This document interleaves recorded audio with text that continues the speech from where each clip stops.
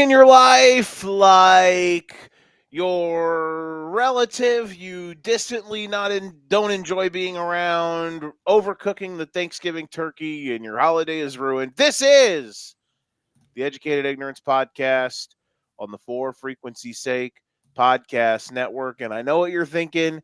If anybody, including anybody listening or anybody currently in this group that's doing the podcast, thought of somebody specific, it's not just the thing that you're thinking that it could be. It means they are that person. Hello, everyone. Welcome to the Educated Ignorance Podcast. My name is Joe Winkle. I'm joined by Nick Brinks. We're here on the For Frequency's Sake Podcast Network, presented by Ryan Allison Tattoo and Durham Remodeling. Nicholas, it's Sunday night. You know what that means. Is there anybody in your family that either cooks incredibly or cannot cook at all, that has high levels of Thanksgiving duties that you're afraid of or incredibly excited for when Thanksgiving rolls around? Now, I have no complaints, worries, or fears about anybody. Just a whole lot of goodness that I plan on indulging and testing out the new lack of gallbladder life with happiness and joy come Thursday and the weekend. I'm excited, Joe. Let's do it. Let's dig in to some food and some football. What is your favorite?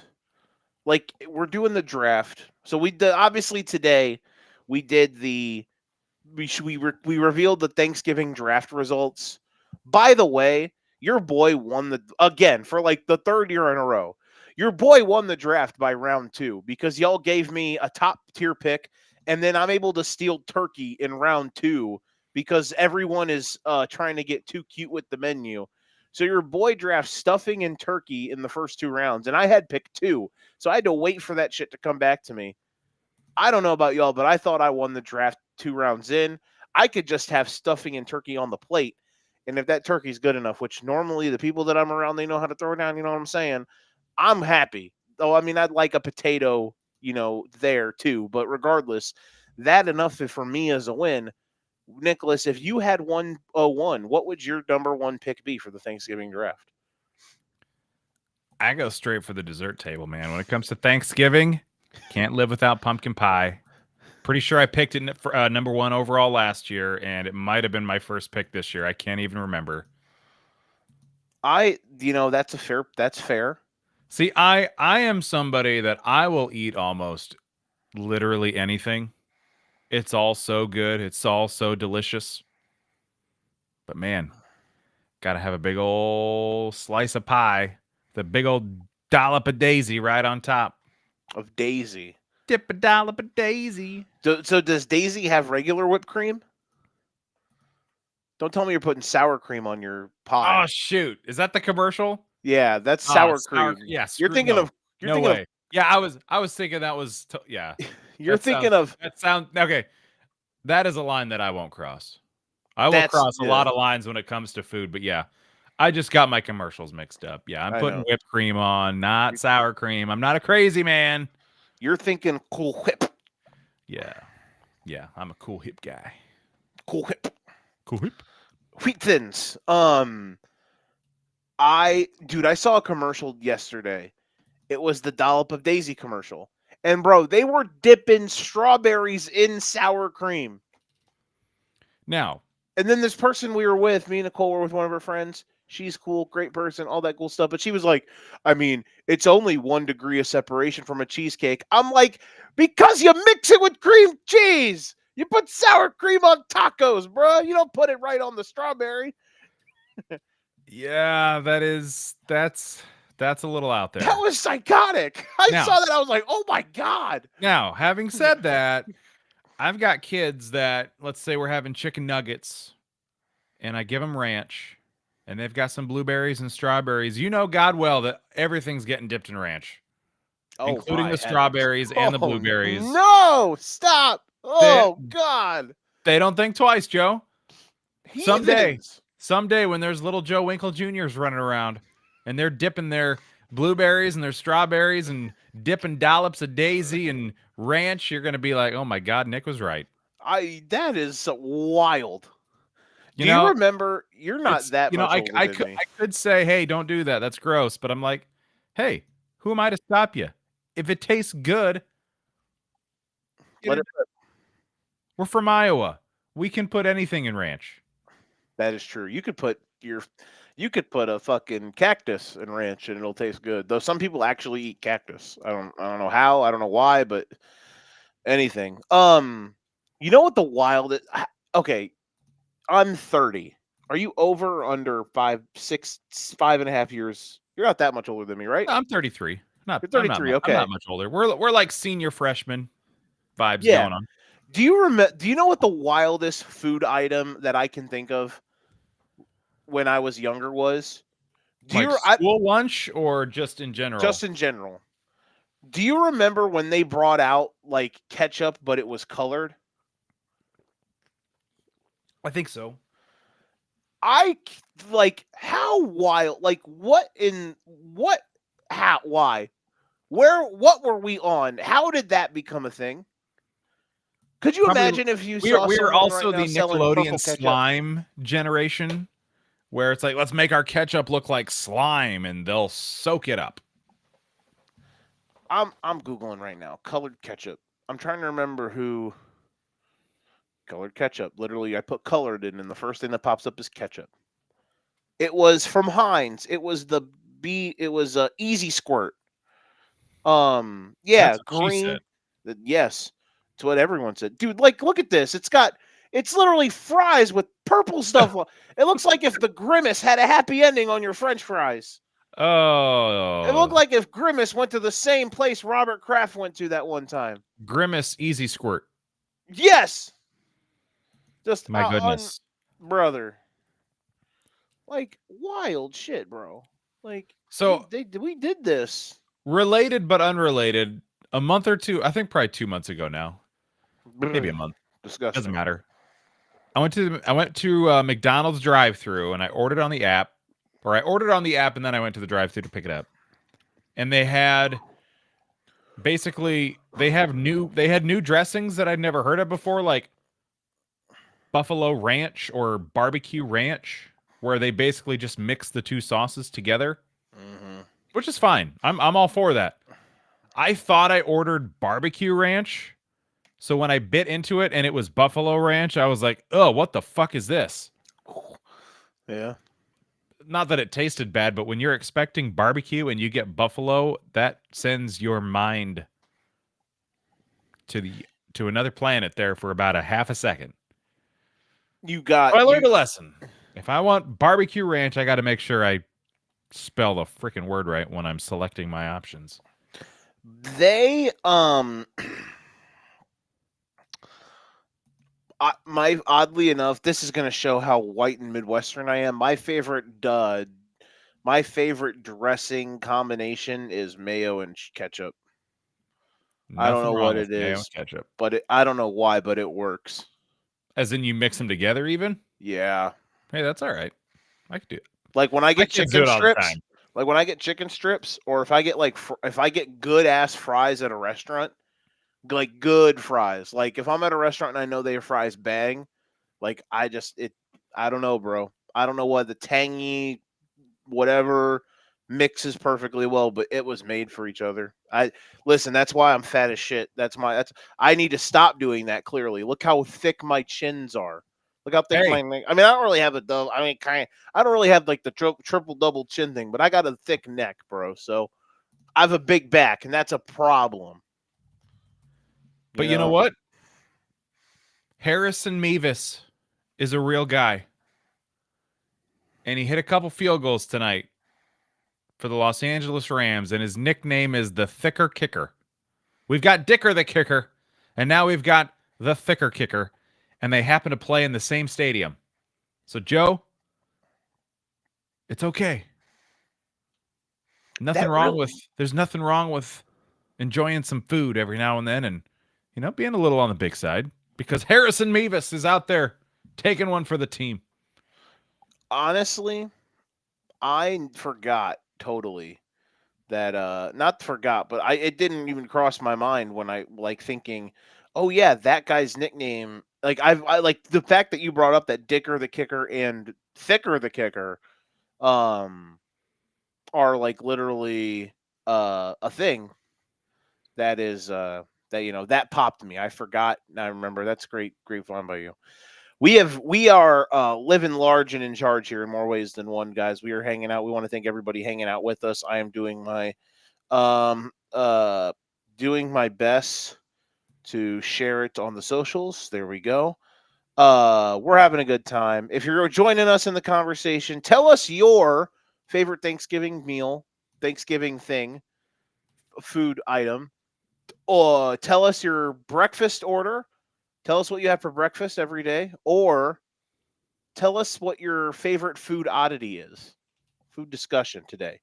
Or email us at 4fantasysakeqc@gmail.com to tell us one or all of those things. And give us some cool oddities for food to watch and enjoy. I'm going to start telling people to do that now. Anywho, we might as well talk about football, right? Why would we want to do that? Hey, listen. I know the football today was good when your ass texts me at what time was it? When you Probably messaged me about 2:59. when you messaged me at 3:09 in all 3:09. caps, witching hour. I'm like, oh yeah, guys, we're in there. You were dialed in. So yeah, there was a lot of stuff. Let's do we want to we should do a quick synopsis on the Sunday night game, even though we are on a month straight of just stinky boys. At least, well, for Sunday night games, yeah. At least the Thursday night game this week, that might have been the best primetime game we've had in like a month, it felt like. But it wasn't Sunday night. Our lead-in, we want something better. Yeah. Not great. Not great. Like even though in the last couple Sunday nights, like there's been some like Seahawks this is a little bit different. Like Seahawks Commanders was, oh shit, the Seahawks, what a performance. That was a blowout, but it was cool to see stuff like that. Last week was intriguing for all the wrong ways because it was ugly as hell and both teams sucked, and it was like, sure. Tonight was one of those things, and then sometimes you just get bad games like the last couple Monday night games we got, including that Eagles Packers game, which was a disaster. Like Chiefs Commanders was a boring. The Thursday night game, like Raiders Broncos, was, oh my god, my eyes. Tonight, what falls under the category of blowout, but holy shit, the Rams, they are right now, they are a buzzsaw. And I think there's two ways that we can chop this meal up. The Bucks have lost 3 games in a row, and they've been punchy in the 2 prior, Buffalo and New England. However, it does feel like, as much as I love this team, as much as in grittiness as I have that 50-1 Buccaneers Ravens Super Bowl ticket, it does feel like this was coming for a while, that they were going to have a game where they absolutely got flatlined, and it came today. We'll talk about that in a sec, but that's one way to skin this cat. The other way is obviously the Rams right now are operating at a level that is, in my opinion, not really even in the like. Seattle clearly is the only other team when you watch them from a week-to-week basis that operates in that realm. Still, in my mind, like I think it's those 2 teams, and then I think there's a gap for who week to week is like, oh yeah, we're styling right now. Now, are you saying the whole NFL or just NFC? I think the whole NFL. Yeah, I Because, don't disagree. I would 100% put the Rams number 1, and the Seahawks would be close. Although I could maybe make an argument for somebody in the AFC sneaking in ahead of the Seattle Seahawks, but I don't know for sure. I'd have to think about it. But yeah, and like for the Rams, it's like tonight we saw it last week because their secondary played really well and intercepted 4 passes. But today it was everybody. Secondary's flying around. That defensive line kicks massive ass. Kobe Turner, Jared Verse, Braden Fisk, go Knowles, both of them. Turner's so good, and they were getting after it. Turner and Verse both had 2 sacks. Forbes had a pick near at the end of the half. They are Kobe Durant had that like strip fumble that turned or that fumble where like he stripped it out of Otten's hands and went and scored. That kind of was the point in the early stage of the game that was like, or that made it 14-0, and it was like, oh boy. But yeah, man, and their offense, obviously, Stafford is dealing. And that first half, they completely put the game in neutral. They like parked the bus in the second half. The NFL, the football equivalent of parking the bus. That was them in the second half. But that dude, what they did on offense in the first half too, like the full Monty in the first half, Nick. Like I said a lot there, but Jesus Christ, it was that first 30 minutes was like holy shit. When I see the Rams, you don't really see a weakness. They've got MVP level quarterback play. The way they've played this year, I mean, they've got a hell of a 1-2 punch at receiver. Even if, 90% of Devontae's touchdown production comes from the 1-yard line, but he's still making spectacular grabs and racking up the yards. That defense, they'll make you pay. If anything, maybe the running game for the Rams isn't that great, but it does enough to get by. There's something about this team which is just crazy to think about how, 5 or so years ago they went all in to try to get a Super Bowl, traded everybody away to bring in Stafford, and it worked. And then you're like, all right, they've just got no draft picks for 10 years. That's exaggerating. But now they're right back. Is the rebuild already over? And now they're right back to Super Bowl contention and even better now than they were their Super Bowl year? It kind of feels like it. It's crazy. But no, they've passed every test for me. When I watch the Rams, nobody comes close in the whole league in terms of who has it in the NFL right now, and it's the Rams. It's pretty crazy that this is where we're at, right? Just Now because remind me quickly. Their 2 losses, was it Philadelphia and Indianapolis, or what am I misremembering here? Philadelphia, and they lost to the Niners in OT on a Thursday night in Week 5. Okay, They were that Philly game, is that the one that was kind of stupid at the end? They blew a lead, or yeah, they were up. Kind of they pissed were that one down their leg. They were up.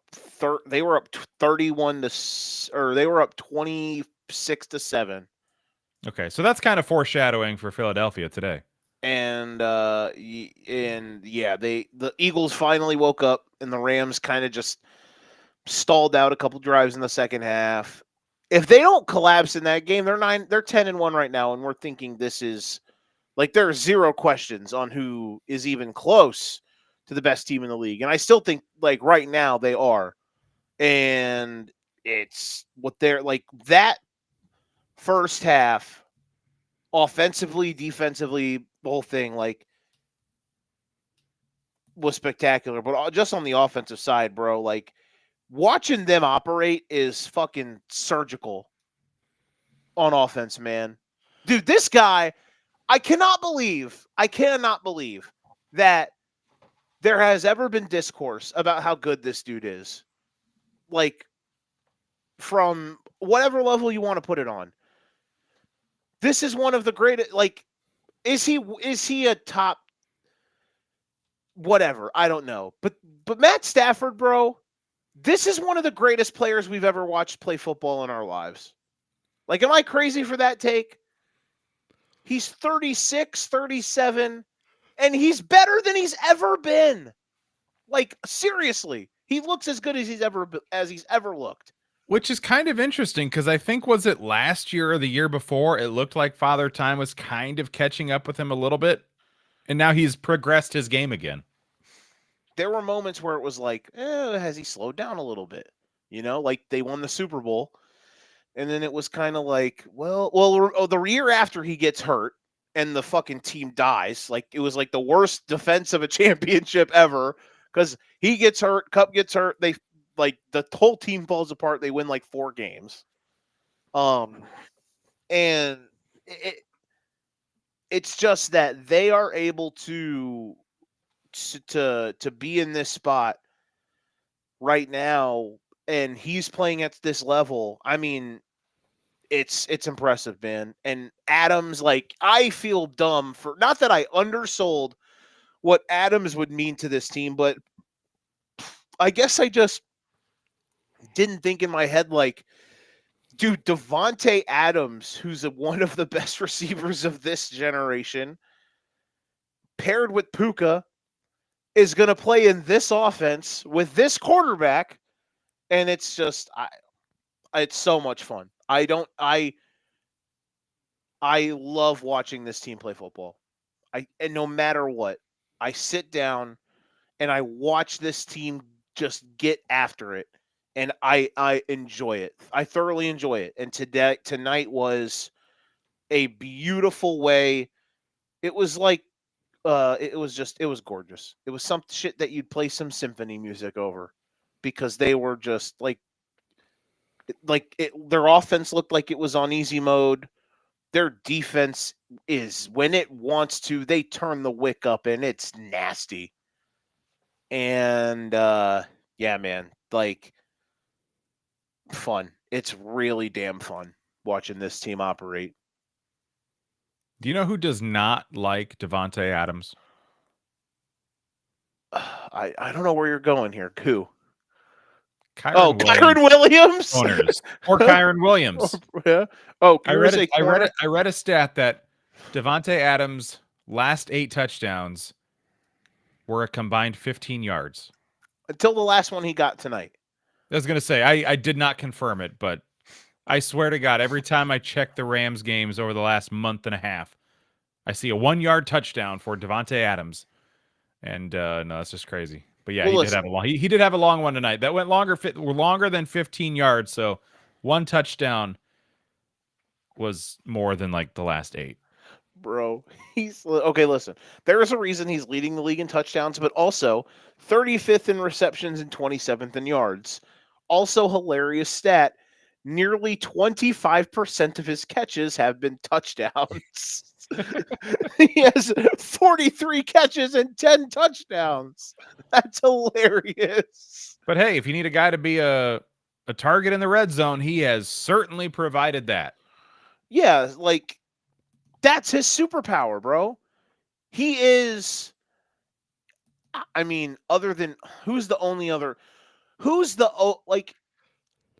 can you think of 3 other guys in his world that are on the same that are at the same level of him his superpower? Let me rephrase this. His superpower is he is a elite one of one type contested ball catcher and like fade runner. He'll run a fade and he'll go get it. Especially when you have a thrower of the football like Stafford, like that shit, like it's like he's fucking handing it to him. And so that's a superpower. Like there's not many other guys in the league that you put on his level when it comes to that. Like AJ Brown, when he's utilized that way, he's really good at it, but he's not as good as Devontae. Devontae's like, I think Devontae's the best 5. I think Devontae Adams is the best fade route guy in the league, and he has been for a long time because it was his shit with Aaron. Him and Aaron pulled that shit off too. You know? To go from Aaron Rodgers to, I guess, I don't remember how many different Raiders threw him the ball, but they didn't have the same pedigree as Aaron Rodgers. But then he goes back to Aaron Rodgers for a year, or a second. Never even got a chance to catch a ball from him. And then back to the Rams, Matthew Stafford. I'm looking at his numbers here, though. Even when he played for the Raiders, he put up pretty good numbers. So whether he's got somebody elite throwing him the ball or not, that motherfucker produces, bro. He's good. Yeah. What a player. What a football player. On the Bucs side of this, real quick, unfortunately, like we said, do you agree with my take that this felt like it was coming? Like, it felt like a game where they just looked outclassed. And also, I would say, when especially at receiver, how decimated they've been by injuries this year, but they still kept finding ways to win. That just doesn't feel sustainable. And now we're seeing, maybe regression back to the mean, and obviously injuries continue to plague the team. I mean, Bucky's been out for a month. They're out, they're down Mike Evans. Godwin's working his way back in. And now tonight was absolute worst case scenario for the Bucs. They looked like complete ass on both sides of the ball, and you might have lost Baker for some time. I have no idea what kind of injury or how long he could be out, but when you're in a sling on the sideline in street clothes in the second half of a football game, that does not give me confidence that you'll be ready to go next week. So, just an absolute disaster at every level for the Bucs tonight. That's tough. Because now, not saying it happens, but who would have thought after the Bucs' fantastic start to the season going into Thanksgiving, there is a chance they could be second in that division if the Panthers, not even the Falcons, who you thought might be your only competition this year. But let's not shut them out, because they're only 2 games back now because the Bucs have completely shit the bed here recently. But there is a chance the Panthers have the division lead tomorrow night if they beat the 49ers, which in itself is crazy to think about. But just a terrible night all the way around. It's the no good, very bad day for Baker and the Bucs. You know what that makes me think? Maybe they both won the Caleb Williams trade.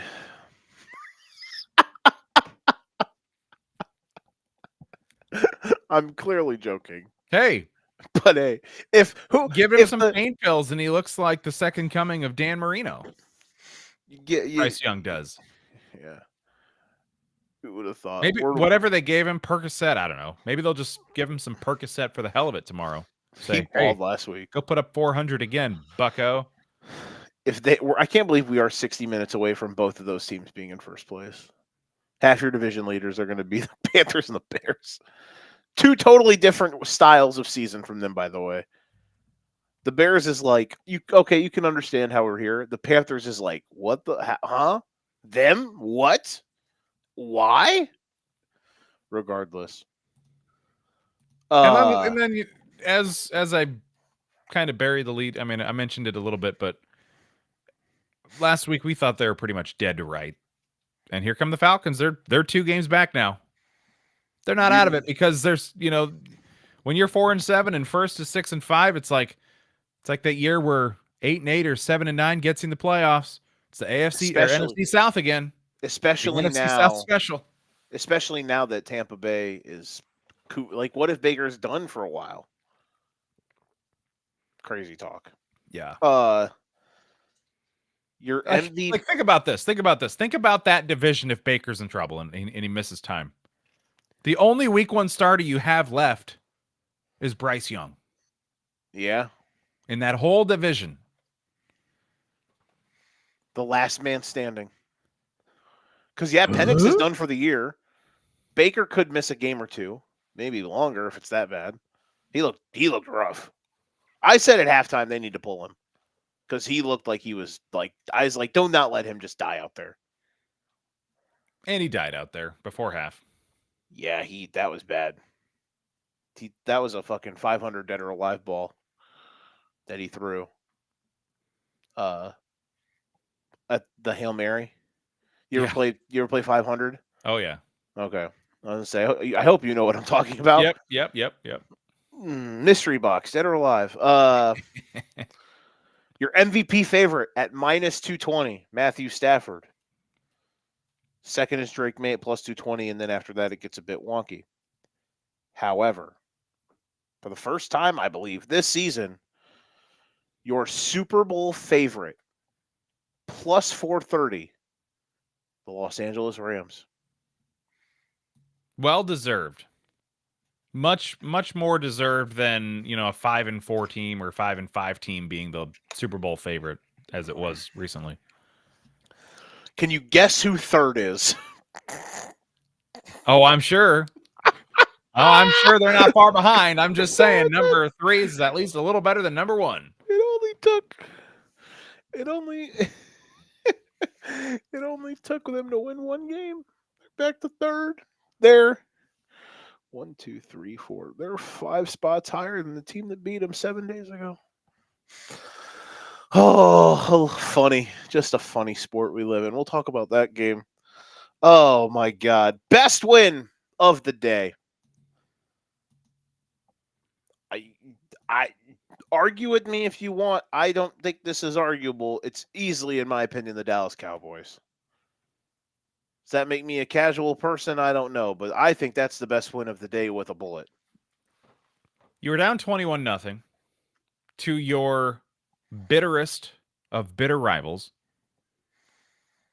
Your playoff hopes not quite out the door, but and I mean, if you're playing in the AFC or the NFC South, you got a shot. But you're playing in the NFC and not in the NFC South. Does not look like you're going to have a very easy path to get there. You're going to have to pull out some hard wins. And they did that today. So, yeah, I won't disagree there. Hell of a win for the Cowboys. The Eagles, I got to think back. How many... I guess I got to think how low does the threshold have to go, but how many 18-point leads or deficits have the Eagles flip-flopped this year? 3? Rams, Cowboys, and Broncos? Oh, Were they all 18 plus that they either lost or won? Broncos was 17-3. 17-3. It wasn't, they were never down like 17-0 or so it's okay, just 14? No. Yeah. How many 14-point deficits or leads? Okay. They almost blew a big lead to the Bucks in week 4. They almost blew a big lead to the Vikings. Now again, all NFL games, even if they're blowouts at one point, I guess the Vikings lead was never that big. All NFL games end up being close. But yeah, that they were down big and won. They were up big and lost, and then they were down up big again and lost. So yeah. And they were cruising, bro. Jalen was balling. I was like, oh, hey, A.J. Brown just has to talk his shit, and then he gets 8 catches for 110 yards and a touchdown. Whomst would have thunk? Had a pretty good week last week, too, if I remember right. Not really. Better. He was at least fed the ball. He was the only receiver in Philadelphia that did anything last week. Yeah. Jalen was good today. 27-39, 289 yards. However, everything after they got the 20, they are a pre and post, like pre-COVID, post-COVID, like BC and AD. They are pre 21-0 lead and post 21-0 lead in this game. Because after they went up 21-0, it got a little shaky. And Dak Prescott, man, you will never. I don't care what, man. You cannot make me hate this guy. You cannot make me not be in on Dakota. Rain Dakota Prescott will always have my heart. That motherfucker balls, man. He just fucking balls. Here we go.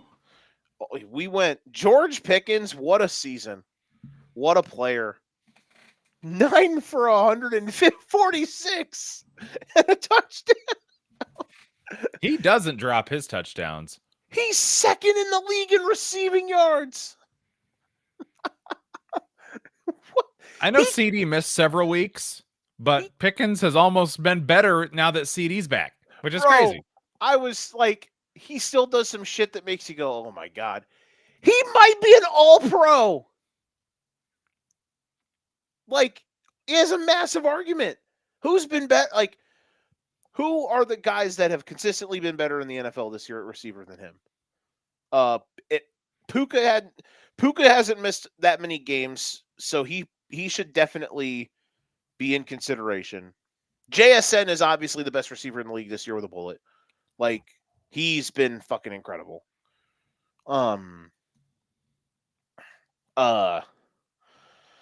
Like Jamar Chase, Drake London, both worthy of all pros. But like Pickens is like I said, he's 11th in catches, he's second in yards, he's top 3 in touchdowns. He's going to be on one of the all-pro teams, which is wild. Like if you went into the year and said, "Yeah, the Cowboys receiver is going to be an all-pro," and it's not CeeDee Lamb, you would have pooped yourself all over the like. You would have just like your walls would have been full of brown stuff. But hell of a win, man. Hell of a win, and it makes Thanksgiving a very enticing game. Them and Chiefs and the Cowboys on Thanksgiving is going to be a war. Can't wait for that. Any other thoughts on Cowboys Eagles? So the Cowboys, that puts them at 5-5-1. Still what? Technically 2 games back of a wild card spot, probably. I know with that tie in there, it probably maybe adds a half or something, but big game coming up for them this week. And it's a much better Thanksgiving matchup than if they were, 3-7 like they could have been a couple weeks ago. So, no. Good on the Cowboys. Much deserved and much needed for Jerry's world. They are in a spot where it's like, okay, the next 3, so the team they're chasing is the Niners. So let's do the dance here. Let's start NFC playoff picture. So both of these wild card races are insanely congested. First off, for the NFC. So you've got right now the Seahawks at 8-3, the Packers at 7-3-1, the Niners at 7-4, and the Lions at 7-4. Those are 5 through 8. You have the Panthers, who are the 9 seed, but they are in the dogfight with Tampa Bay. They're both currently 6-5. Panthers bye week is in 2 weeks, I believe. Then you have the Cowboys, who are at 5-5-1. Atlanta's at 4-7. Division-wise, I'll say they're in the mix, but I don't think they're in the mix for a wild card. I think that is too much of a hill to climb because I think so the line right now with those teams is 7 wins between the 6 seed, 7 seed, and 8 seed, and then you have the Cowboys at 5-5-1. What do you think the line is for the 7 seed in the NFC? As in what the record will be? Yeah, where do you feel like you have to get right now for the NFC wild card picture?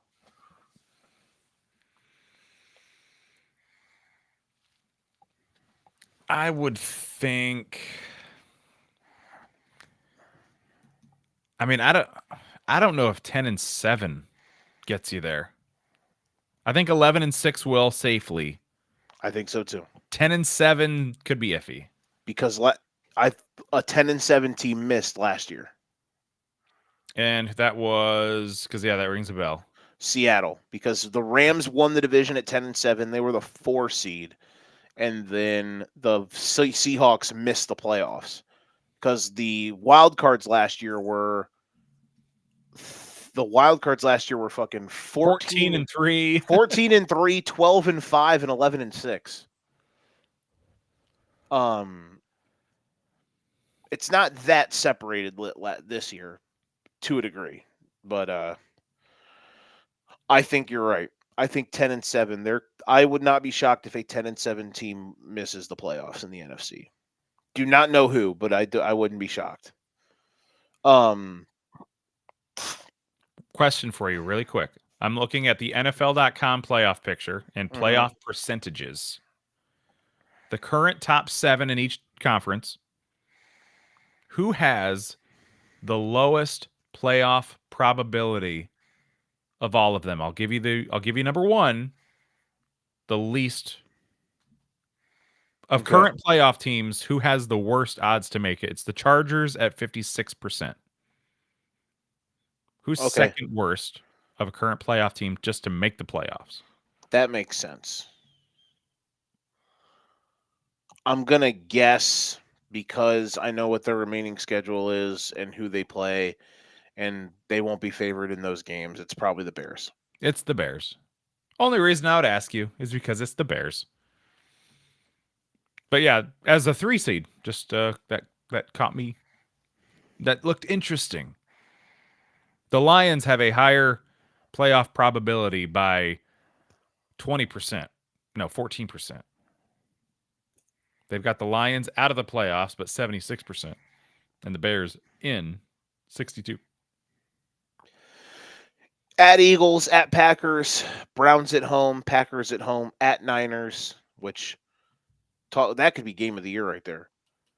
Bears at Niners on a Sunday night in week 17. It could very well be for the one. It could be for the 7 seed. It could be for one or both teams to make the playoffs. Lions, Bears, week 18 in Chicago.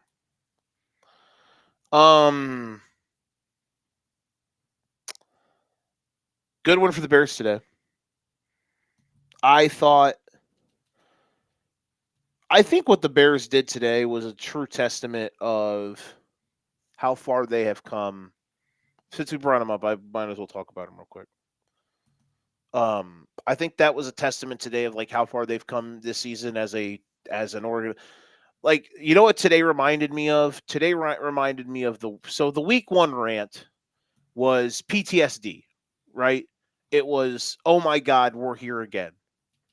Like, it was supposed to be different. They did all of the same shit that like makes you go, what the fuck? Week 2 was an organizational like malpractice. It just like it showed the warts. Today was the opposite of that. Because in week 2, I was screaming and yelling about how like their GM had all of this hubris and was arrogant, and all of these decisions he made was irrational. And I thought like he missed on so many pieces.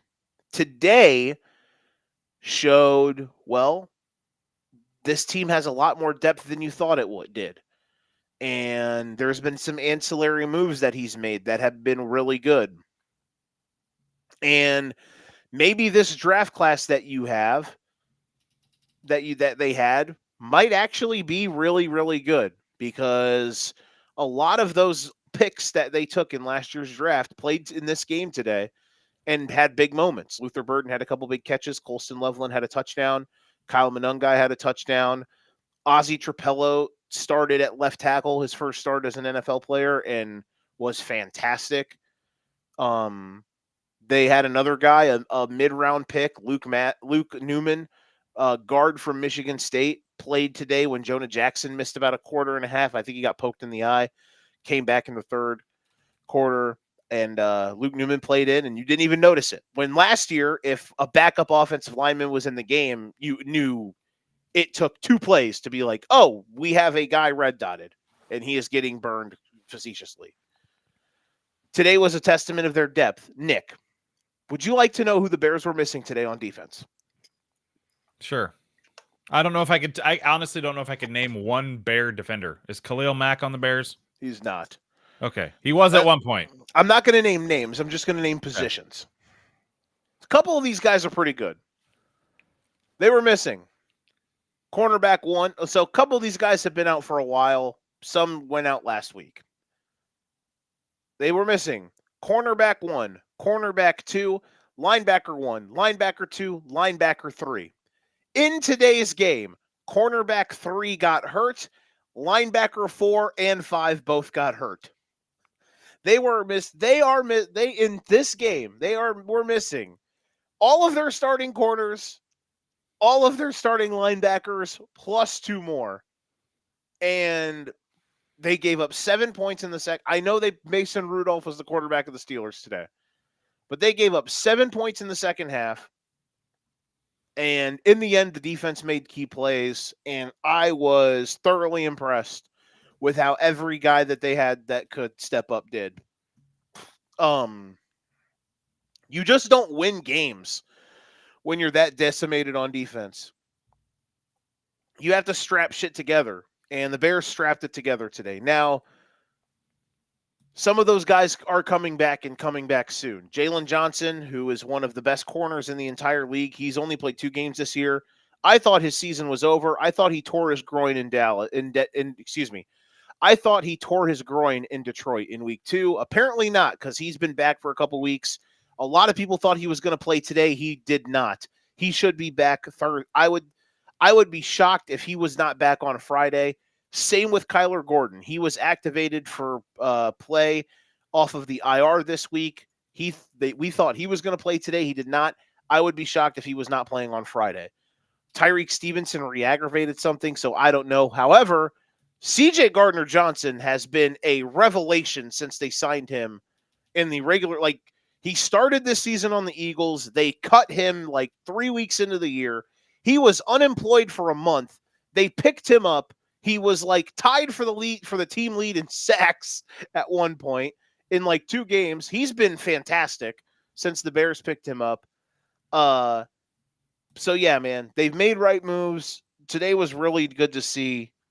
They're 8-3. The Chicago Bears on Thanksgiving are going to be 8-3 and first place.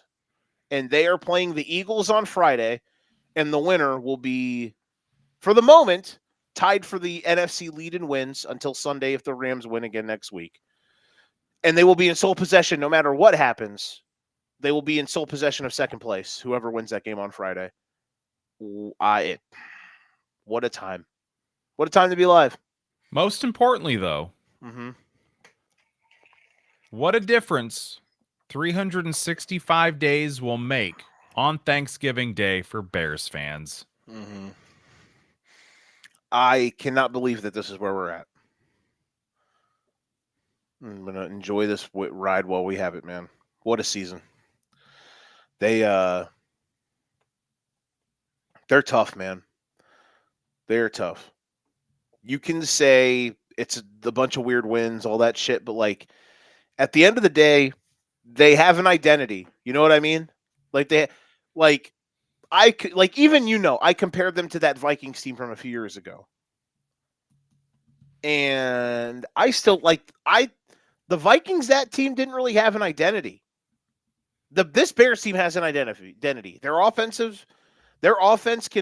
move the ball. They run the ball really well, and they take the ball away on defense. Their defense isn't good outside of that, but they take the ball away. They make timely plays. That is the butter that they put on their bread. And I enjoy watching it. I look forward to Sundays, and I have not been able to do that for a long time. And every week since the week 2 game against the Lions, every week since then has been a joy. Even though the Ravens game was annoying because they lost and how they lost. But there's been some stressful moments, yes, but it has been like I look forward to it, and I'm enjoying my life watching this football team.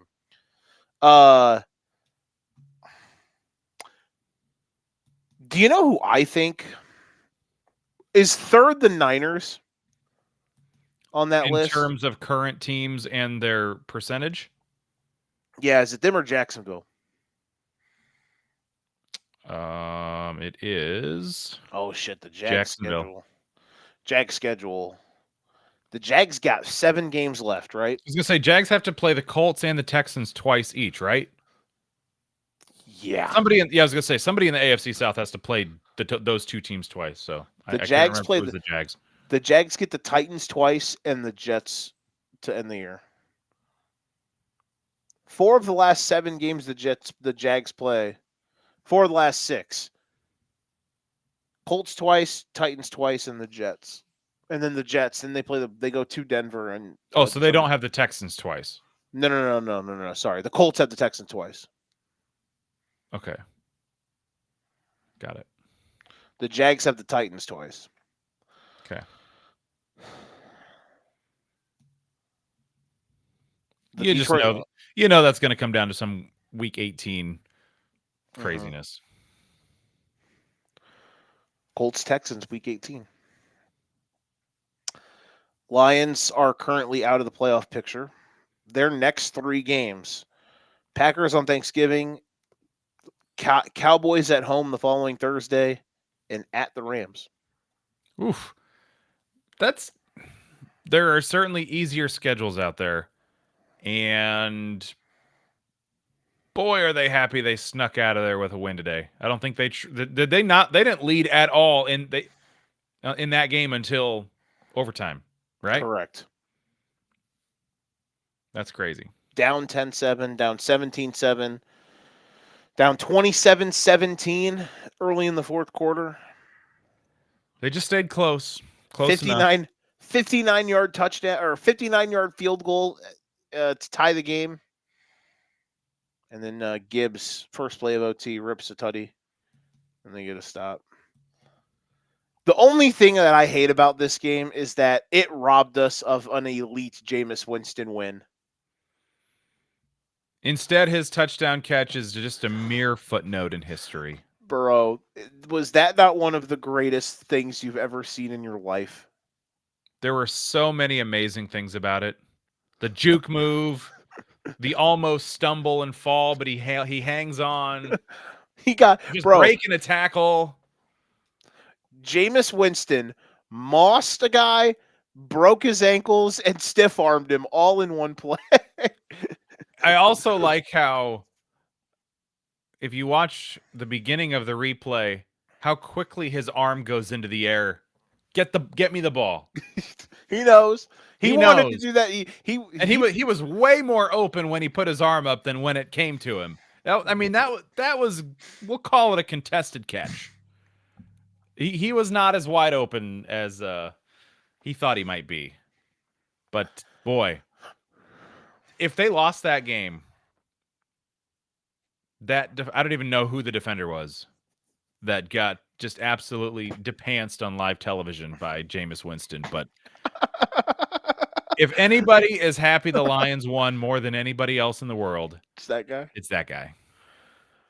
He can laugh about it now rather than saying, shit, we're 6-5. How Could you imagine? Could you imagine? You fall to 6-5 and that highlight has you in it. Ugh. Yeah, and that was what happened. How is this guy I don't know if he could be an every week starter, but how is he a third stringer, bro? I saw the tweet I saw earlier that was funny. It's like, the fact that Russell Wilson started on this team for 3 weeks is just malpractice. Yeah. He's clearly the third best quarterback on it. Poor Russ. Shout out to Jameis though. Shout out to the Lions for coming away with a win. They have been.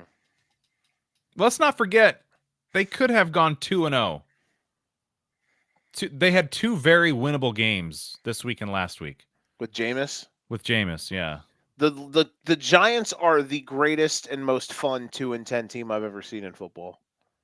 There's no 2-10 team that I would purposely go out of my way to put on my quad box, even if the game is close. But that was, I'm like, I'm putting the fucking the Giants on here because they are a spectacle. And even if Dart comes back, they're gonna be fun to watch, which I assume he'll come back at some point this year. When, I don't know, but they're going to be set up to get a great player in the draft. I don't know who, and I don't know what they're going to get. I don't know what they're going to take. They're probably going to take the best offensive lineman they can get, or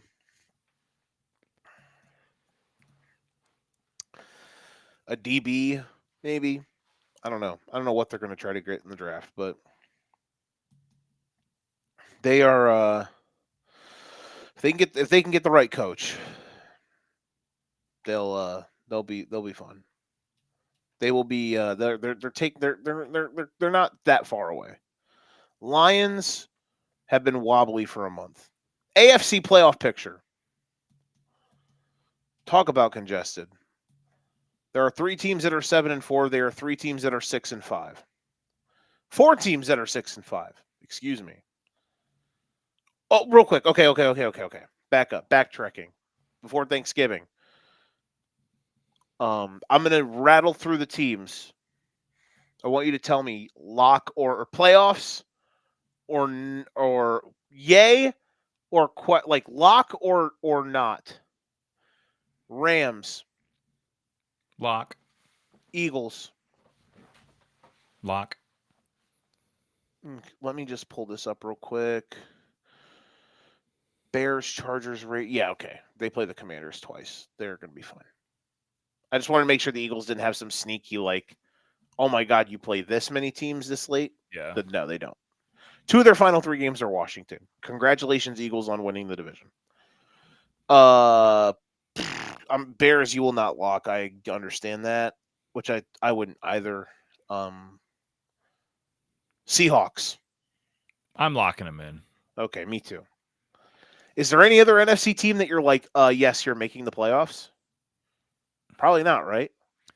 No, I can't say that the Bucks. I can't say I feel good about the Bucks right now. Packers and 49ers, while they can certainly make the playoffs, I'm not going to lock them in yet. You got the Lions breathing down your neck, very capable of knocking one of those teams out. So we'll withhold for now. I will say right now, I think the Niners are the odd man out. I think the Bucks win the division somehow. Unless they say Baker's out for like a month, then I think Carolina could do it. I will say the Niners are first. I don't know, man. I just feel like the Niners. And their schedule is not that tough, but the final 3 games are not easy. Tomorrow is a must win for them. If they lose tomorrow, then it's like shit. Yeah, you don't want to be outside looking in a week earlier than you have to. Mm-hmm. There is though the fucking tie, bro. It's going to help them out in so many ways. But there is a glaring, glowing red flag. Wouldn't it be hilarious if they didn't get in and it's fucking Green Bay? You would not. I think we would do 2 hours. I would do on just that if they did not get in. But I think right now, Bears, Packers, and Lions all get in. We'll find out. Niners odd man out. That's where I'm at. AFC. Kind of the same thing, right? Patriots, Broncos, Colts, all locks in your mind? To make the playoffs, yes. And I honestly feel comfortable enough saying, now, maybe you have schedules pulled up. I'm doing this without looking at schedules, but I've got the Ravens winning that division. They've already made up the gap. They've already erased it. Took them a month. I mean, they basically gave the Steelers a 3 or 4 game head start, and yeah, they're already there. So I think the Ravens will do enough and be safe down the stretch. And then you got the Chargers, Jags, and Bills, and I don't feel comfortable locking anybody in right now. Chargers, last week, they just got absolutely depanced by the Jags. Jags, you don't know which Jags team is going to show up week to week. The Bills, they have a lot of liabilities right now on the defensive side of the ball, where I thought, this defense is terrible. This is not a team that can go far in the playoffs, but I mean, they're so bad right now that you got to make the playoffs to even have a chance to go far in the playoffs. And they don't really have that going for them right now either. So yeah, the current 3 AFC teams in on wild cards: Chargers, Jags, Bills. Not locking anybody in yet. Agreed. Especially when it's the Chiefs breathing down your neck. Honestly, I don't really feel like the Steelers or the Texans really scare me too much to take their place up ahead. But that Texans defense is elite. And they play Indianapolis twice. Yeah. They could hawk down the Colts. Yeah. Go ahead, sorry. Yeah, now the question will be when CJ is healthy. He hasn't looked good at all this year. And then Davis Mills comes in, he goes 3-0. Hey man. Not saying that there's going to be a quarterback controversy, but let's say they go back to CJ and they they're down 14-0, and he throws a pick. Would be tough. What? It's hard to ignore the hot hand, even if it's not necessarily him doing it. It's the defense putting you in good situations, and he can capitalize. But a very, very, very interesting situation unfolding in Texas. The comeback against Jacksonville was impressive. Like, he had to make plays to do that. Yeah. And I think the best CJ's looked this year was, I don't know. The Ravens game, he played well, but that was at the point that the Ravens defense was a fucking train wreck. I don't know. Tough, weird team. But the Texans have the capability of doing it. I just don't know if they will. But now the one last team I'm locking in, they've still got to overcome a 3-game deficit. But Miami, I'm locking them in. They're gonna make the playoffs. Just kidding. Fucking Christ. Oh wait, hey, my 80-1 bet, it's now down to 55-1. So it's moving in the right direction. What will it get to for you to cash it out? It's a $6 bet, so I don't know if it gets down far enough that I'm considering a cash out. I'm letting that puppy ride because they're close. Fair play. Question that we are 62 and a half minutes into the show. We spent about 10 or 11 minutes talking about food. I have the question I've been wanting to ask you since about 3:37 p.m. today. The Kansas City Chiefs knocked off the Indianapolis Colts 23-20 today. In Arrowhead in comeback fashion. Nicholas Brinks, the question I have for you. Better win or worse loss?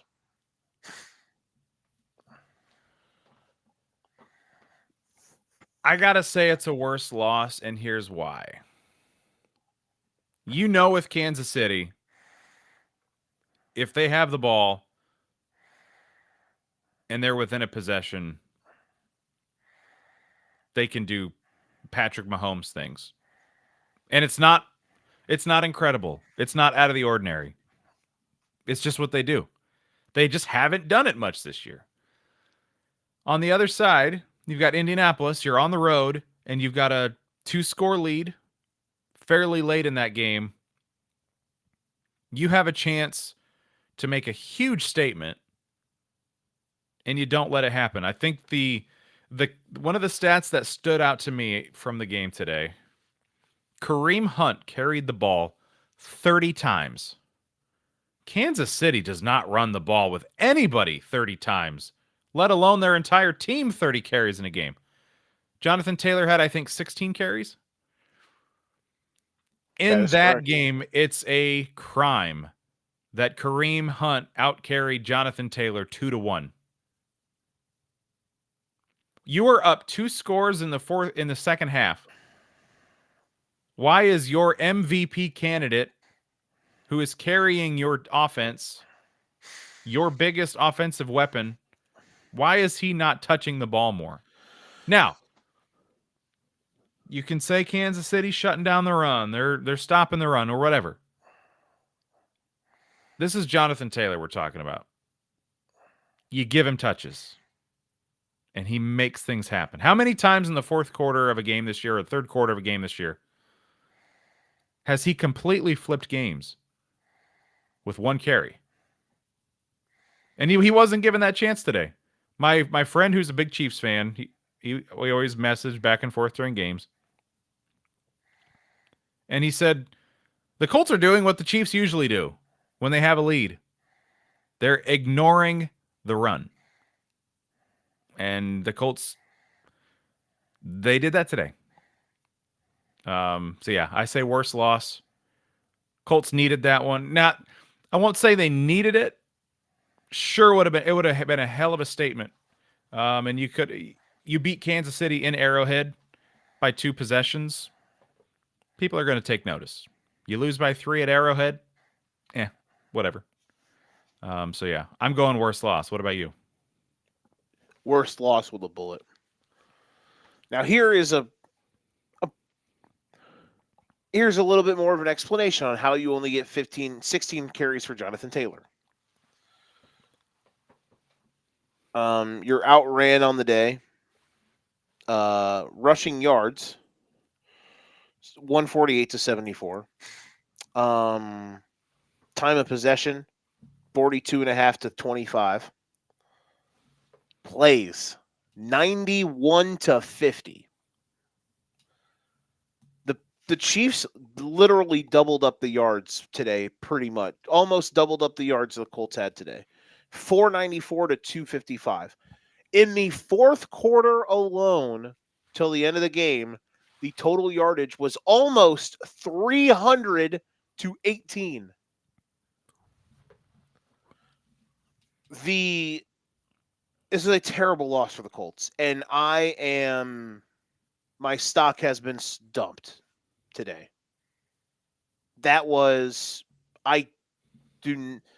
Today proved to me that this team cannot win the Super Bowl.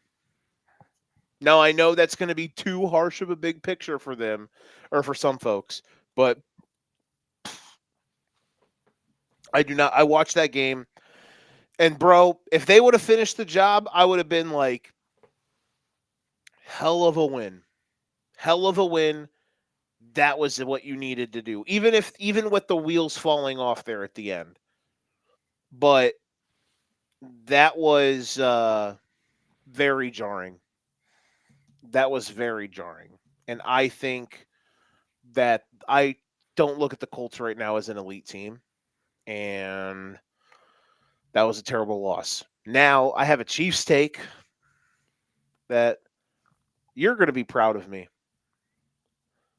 This team is hilariously average. And they're good at making timely plays. They're good at employing Patrick Mahomes. Today, their defense stepped up because it was one of the 6 games a year Chris Jones gives a shit about. They ran the ball well. Congratulations. I think this Chiefs team is incredibly mid. And if they get to the fucking Super Bowl again, there are a plethora of every team in the AFC needs to look in the mirror and they need to do some soul searching. And they should have last year. The Super Bowl should have realized the Super Bowl, I would have thought, would have made every team in the AFC be like, oh, we have a problem. Like, this should not be the team that goes 15-2 and represents us in the Super Bowl because think of how they won some of those games and whatnot and all that shit and whatever, right? And there's a difference, and some teams find ways to win, all that stuff. There's a different way to skin those types of cats. Regardless, this version of the Kansas City Chiefs is average. They are just downtrodden, fucking aggressively average, man. That's what this version of the Chiefs are. They don't do anything special. I'm sorry. The thing they do special is they employ one of the greatest football players of all time. And that goes a long way. But at the end of the day, I don't think this team doesn't make me like go, ooh, this and that. Like, could they? Sure. But I'm not telling Chiefs fans to not feel good. You've been dying to get a win like this all season long, and you did. And it was gutsy as shit. I just know that I watched that game today, and I was like, that team doesn't move me at all. I'm finally annoyed of this team just because, like I knew they'd probably win today. Like, the Chiefs were not going to go fucking 5-6. But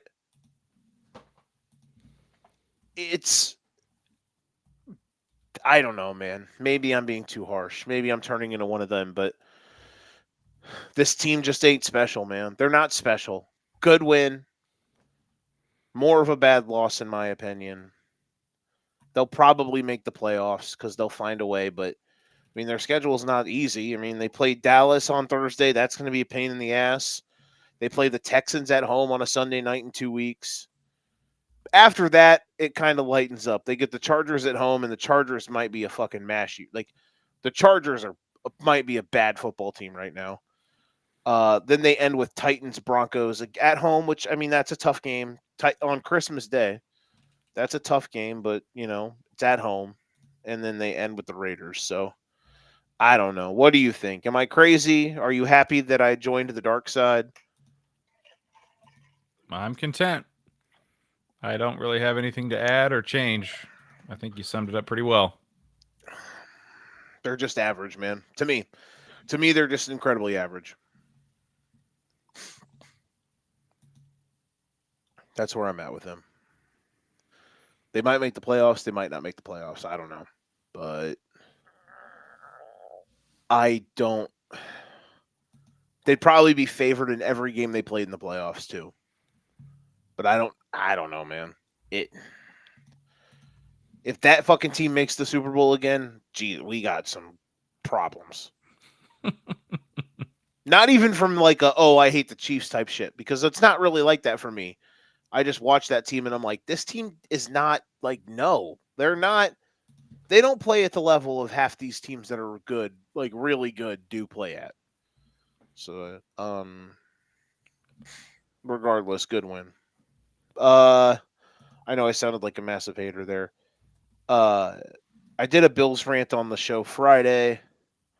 The circle of life. Steelers, tough loss. Kind of, sort of. I mean, the Bears just hilariously don't know how to put games away.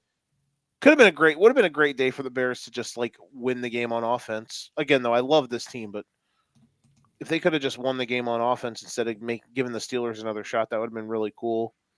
The Steelers' schedule: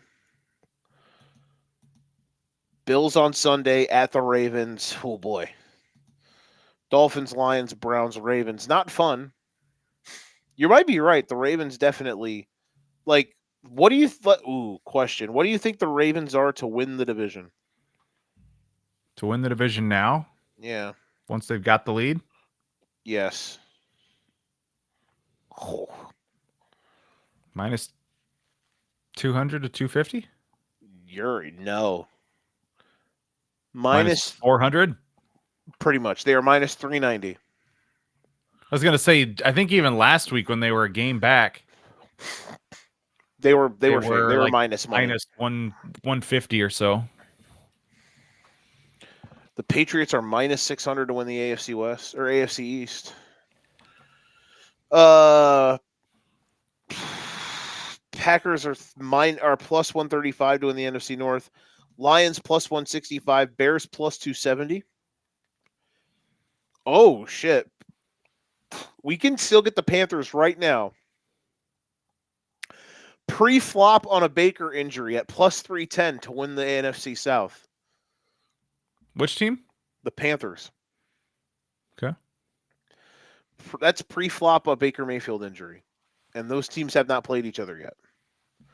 So the Panthers could get the Bucks at least once without Baker Mayfield, depending on if he's out at all. Rams minus 350.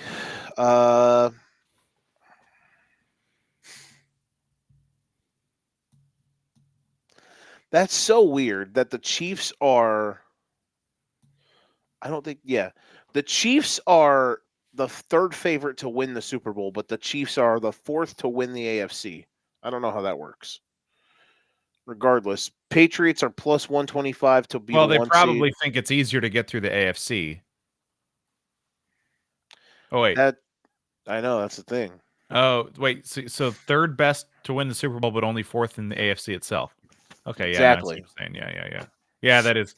Now it's tight. Kind of fucked up. It's Colts plus 490. Patriots and Broncos and Chiefs are all plus 500 to win the AFC. What are the Ravens? You said, Are they in the plus 500? The Ravens are plus 550. Plus 550. Bills plus 600. Patriots plus 125 to be the 1 seed. Broncos plus 185. I do think that's the path for Denver. If they really want to make the Super Bowl, I think the path is the AFC runs through Arrowhead. Or, The AFC For runs Denver. through Mile High. I think that's the path for Denver. Rams are minus money to be the 1 seed in the NFC. Interesting. A little too high considering they don't own the Eagles tiebreaker. If the Eagles and them tie, then the Eagles are the 1 seed. So, and it's only one game, so I don't know. I don't know if that's the right light. I don't know. I think I look at it and say nobody's better than the Rams right now, and you do have a No. one game. So Not at all. So I don't. Yeah, I agree with that take. They are the best Yeah. team in the league right now with a bullet.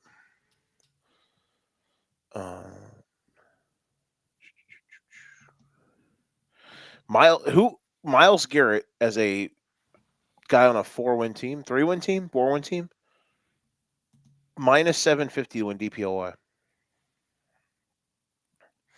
who's the favorite? Him. He's At- minus Plus 750 is the favorite? No, minus. He's minus 750. Oh, okay. I was gonna say, I was like, whoa, what? No, Okay. he's minus 750. Got it. Yeah. That makes sense. That would be the equivalent of like one of those years in the end, like when that would be the equivalent of like a baseball player on a shitty team, like Mike Trout winning MVP, and they've won 75 games.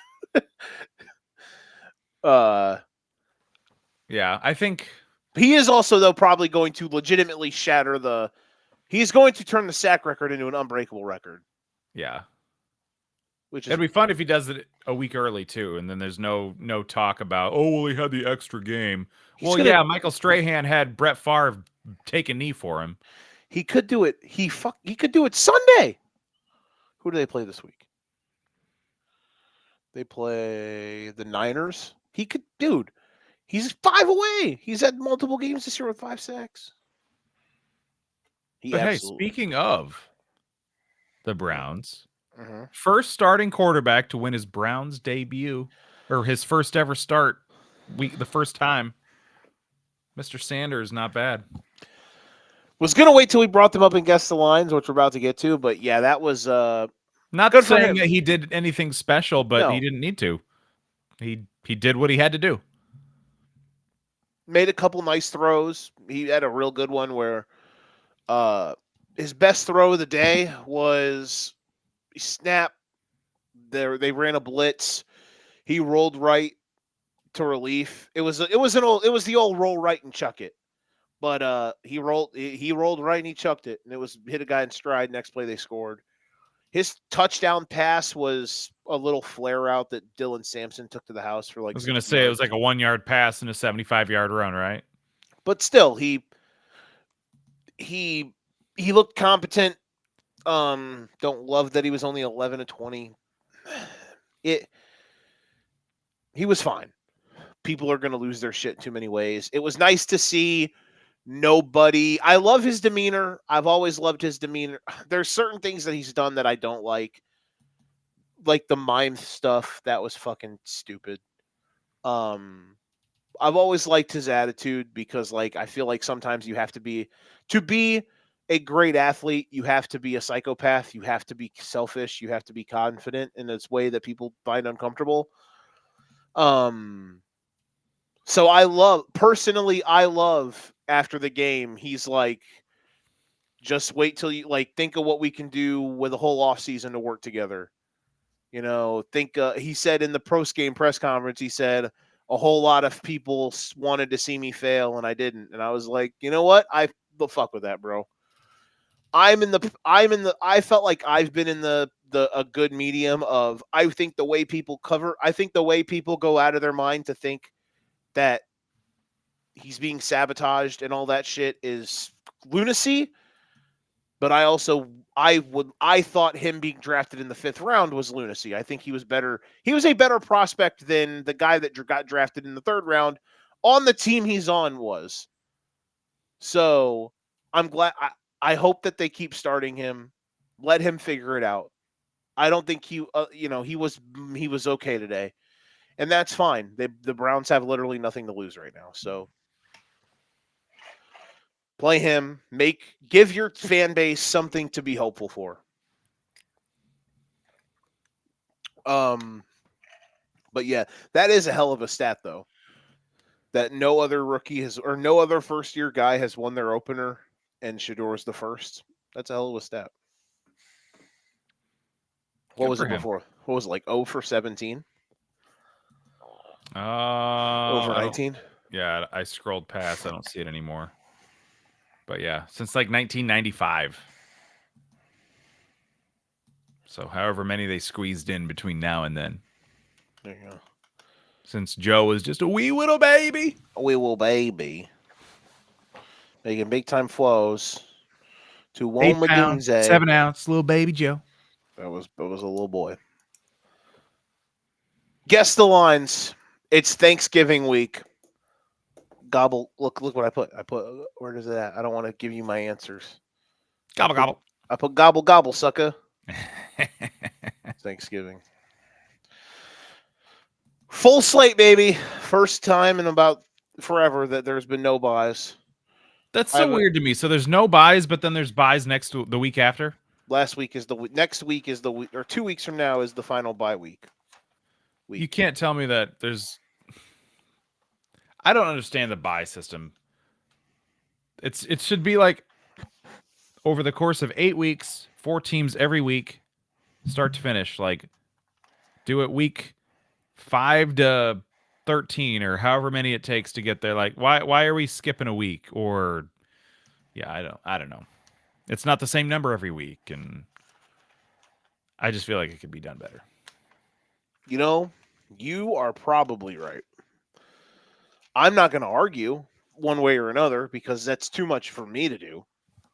But I think you're probably right. They could probably make it a lot better. So you don't have weeks where there's 6 teams on a bye.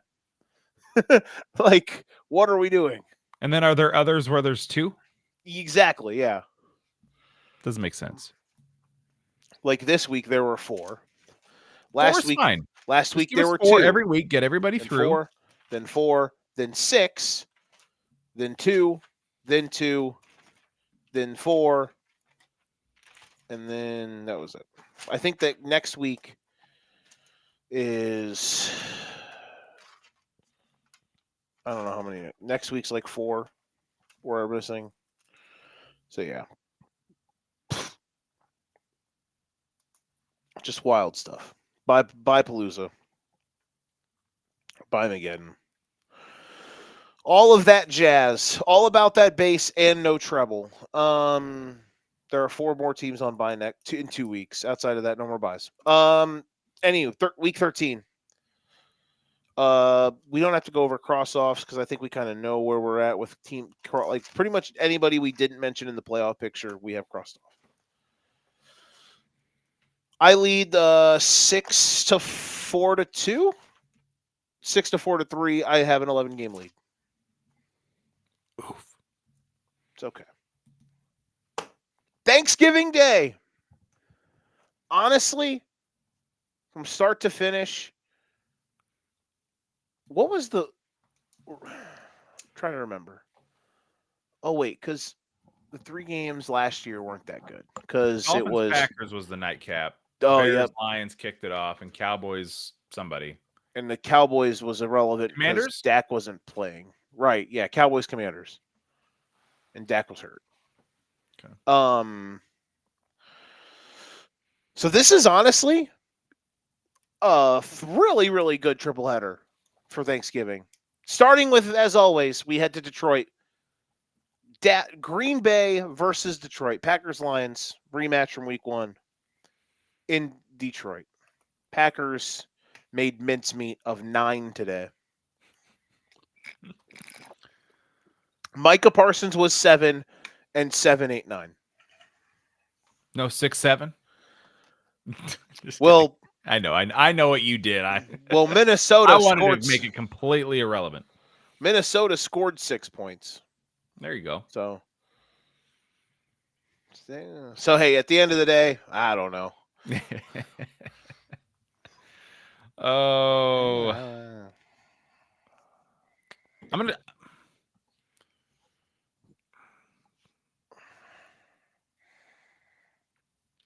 You're in a conundrum, and we just started.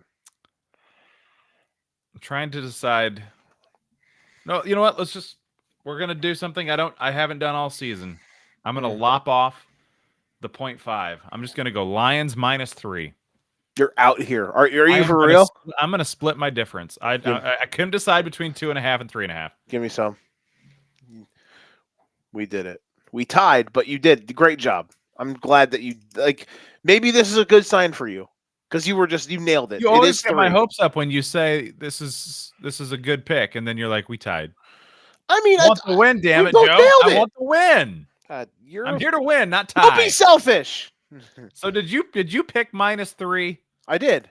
God damn it! Is it -3? It is absolutely minus God 3. damn it! That's I why thought I I'm was telling doing you, good something job. special here. We were both on it. It was -3. We both nailed it. Okay. I'm trying to be a team I'm player. glad I did it. I'm glad I did it. I'm just proud of you, bro. You knew you read the room. It was 3 Let's points. see if I can keep it up. Next up, Chiefs at Cowboys. I predicted this twice on the last couple shows I've done. This is going to be the most viewed game in NFL history in the regular season. Thanksgiving Day, the face of the NFL versus America's team or whatever. This is going to be the most viewed game this is going to be the most viewed in one way, shape, or form. It's going to be the most viewed game on Fox, or the most viewed Thanksgiving game, or the most viewed regular season game. It's going to break some sort of record. This is going to be the most viewed game somehow, some way in NFL history. I'm gonna hold you to it. You're gonna give us the numbers next Sunday. Yeah, that's probably true. I will. I'll find. They'll tweet about it. Yeah. Both have a lot to play for. Could be the last stand potentially for one of them. The loser, not quite, but almost. But no, we'll take the Chiefs on the road. And 4.5. Good effort, but no. I said 3.5, and it is 3.5. Okay, well, I was glad it was in the other direction at least. Were you going to say 5.5? I was thinking that, but also just that the Chiefs are a smaller favorite. Okay. So that's good. I'm okay with that loss. This is not a loser leaves town match. However, this is a loser gets a you're late on your rent notice match. Eviction notice. Yeah. Pay up, bitch. Pretty much, yeah. Next up, Ravens at home against Cincinnati. And there is a chance. Burrow, is there still some chatter that he could be ready for Thursday, or are they thinking more maybe the next week after the long week after the game? I just feel like there's been a lot of commotion that he's close. Do we know? I won't be shocked either way. Yeah. If he plays or doesn't play. Okay. But either way, I'll stick with Ravens here at home. And that wasn't. I wasn't trying to sway you on the line there. Yeah, I was just curious if we had heard anything. No, I have not heard anything. But I'll go Ravens 4.5. Ooh. It is 7.5. I said 8.5. I guess my logic here. I guess it's just they are definitely not expecting Burrow back then. Probably not. But honestly, on the road, the Ravens are playing well again. They're always going to be overinflated. I'm not too shocked. Obviously, I was almost nailed it, but you know what I mean? That line makes sense to me. Bengals are also 3-8. I feel like they'll keep it close though. If I had to make a pick, I would pick them to cover the number. Yeah, if it's that big, yeah, I might be there too. Because while the Ravens have won these games, I gotta pull up their last few. Lamar's not healthy, by the way. They did not look great against the Jets. No, they didn't. They barely beat the Browns last week. They were in that one till the very end. They beat the Vikings by 8. I'm pretty sure that one went down to the wire. Or not necessarily not down to Kinda. the wire, but I mean, they didn't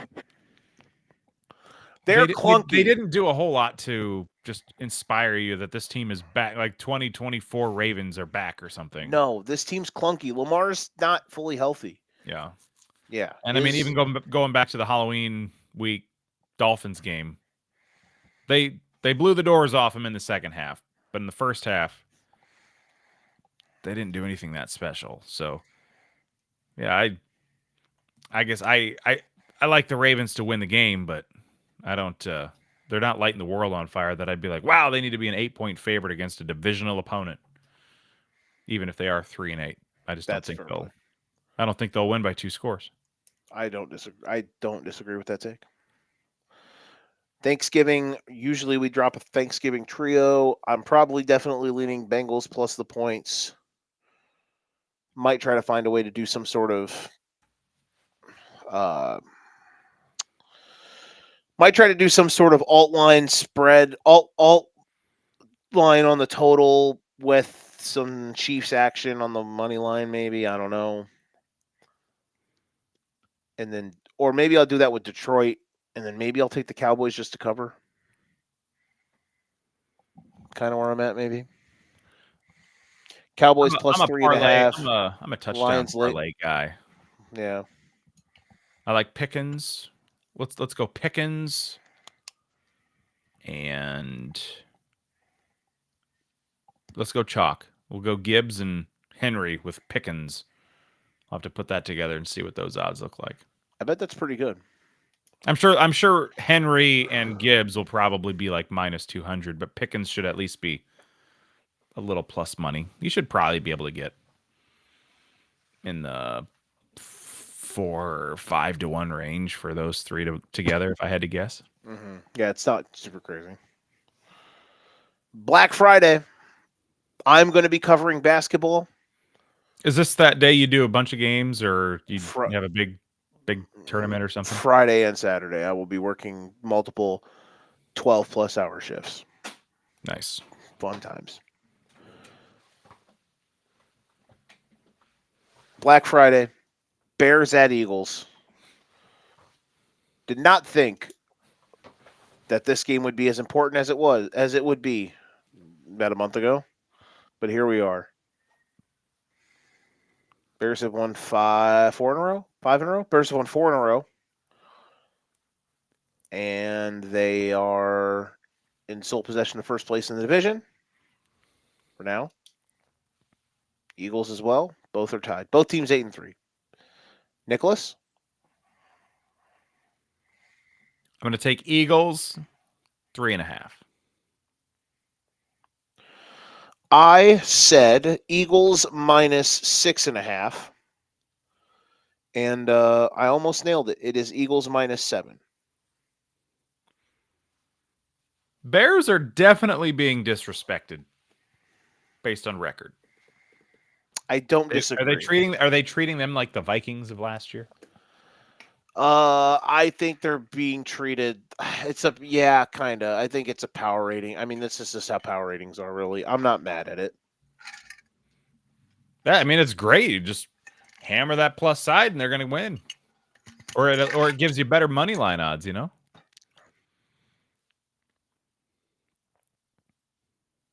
If I had to gun to my head I would take the Bears to cover.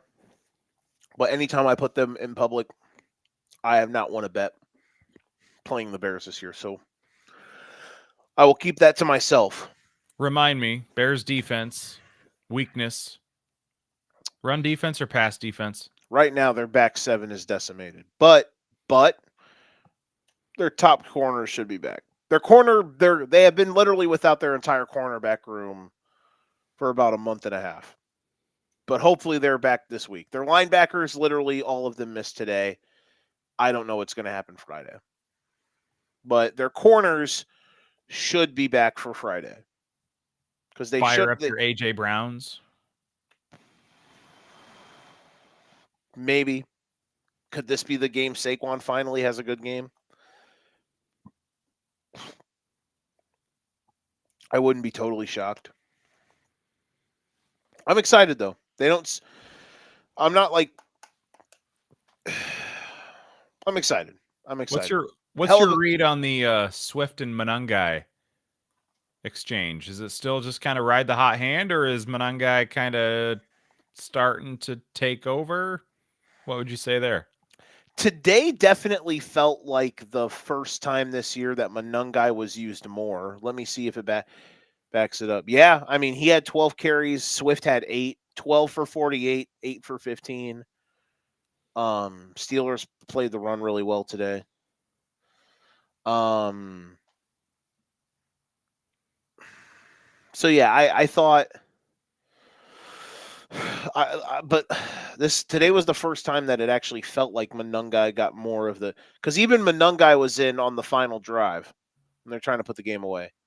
So I think Swift is good. Swift has had his moments. Swift is going to be the guy that gets more passes thrown to him. When they do throw to the running backs, but Monungai's a better runner. Like that's where I'm at. He's a better runner than Swift. Okay. I think if you're thinking touchdown bet, Monungai's probably the better bet because He seems like he's getting the goal line carries. bingo. Yeah. Bingo. It's been And that for way for the last. fantasy, I picked him up in a couple leagues a couple weeks ago. I started him that week he went off. Oh, And against he's just been Cincy? stashed. He's been stashed on my bench, but I'd like to break him out again. Yeah, because he went crazy against the Bengals. It was the Bengals game, right? He had like a $150, $170, or he had a $180. Oh God, yeah. So Derrick Henry is going to go off on Thursday. Parlay the 2 touchdowns and 100 yards. Be ready. Very well on the table. Next up, Sunday S tier. A little tough to figure one out here. Sunday's not a fantastic slate. Thursday and Friday, baller. All the games that are good this weekend are Thursday and Friday. Sunday, gonna catch up on some sleep, maybe do some decorating. I was going to say, yeah, I'm looking at the schedule here, and pretty much every matchup has one, if not 2, shitty teams in it that really sucks the life out of the room. This is my opinion by far with the S tier game of the week because it means the most. And for some reason, this game did not get flexed to Sunday night. I don't know why, but whatever. Colts Texans in Indianapolis. Texans are coming off of 3 straight wins. CJ Stroud probably will play. I don't know. Regardless, they are playing well. Their defense is playing at a high level. Bad loss for the Colts. Huge game here. Only 2 games. The Texans, honestly, the Houston Texans control excuse me. The Houston Texans control their destiny to win the AFC South. As odd as that sounds, that is the truth. If the Texans win out, they are AFC South champs because they play Indy twice and they trail by 2 games. The defense can certainly play well enough to get it done. Correct. What you got?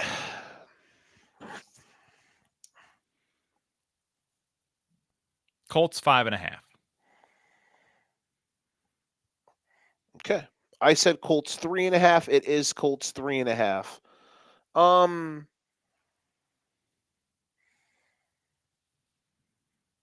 I just put that out there in general.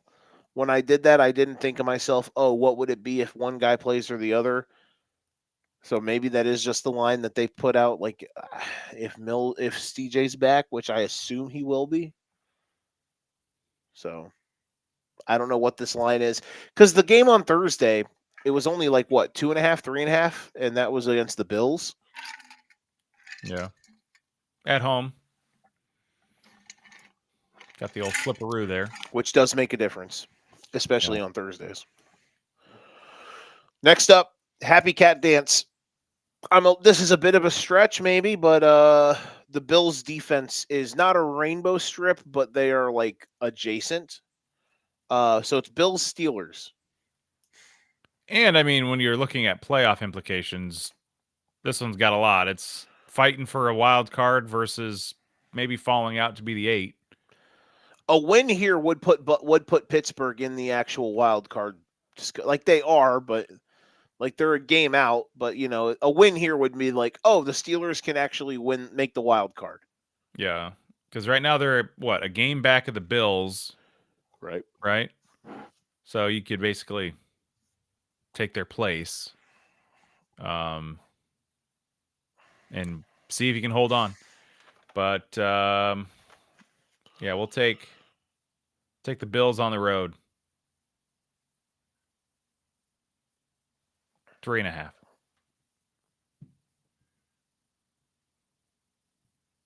That defense.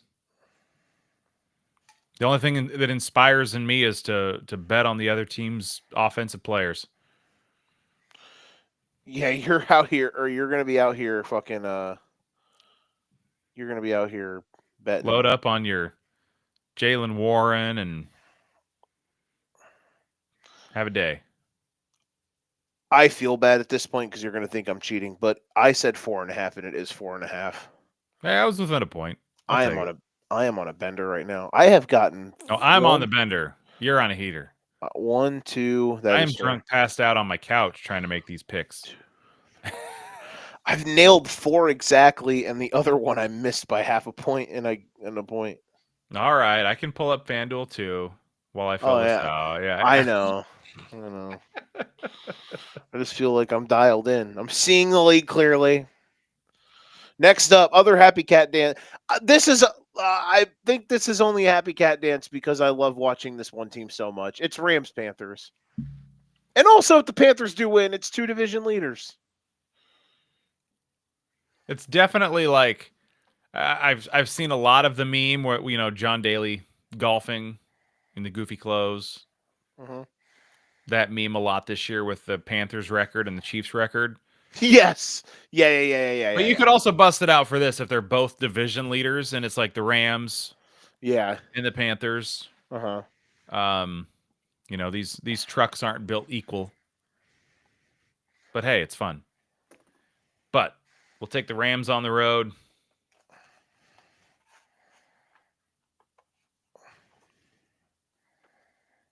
Seven and a half. That was your opportunity because I missed it by 2 points, and so did you because we both said 7.5. It is 9.5. Not bad. That's interesting. I mean, I certainly ain't. I'm not taking the Panthers side of that, but that's interesting. Yeah, like you'd have to be pretty nuts to bet against the Rams right now, even laying a number like that. I mean, I still say the Bucks. I guess I'd like to say the Bucks are still a better team than the Panthers, and they just whooped them today. I mean, before Baker got hurt, they were whooping them. Yeah, they were beating the fuck out of them. They're slapping them around. They were slapping their tallywhackers.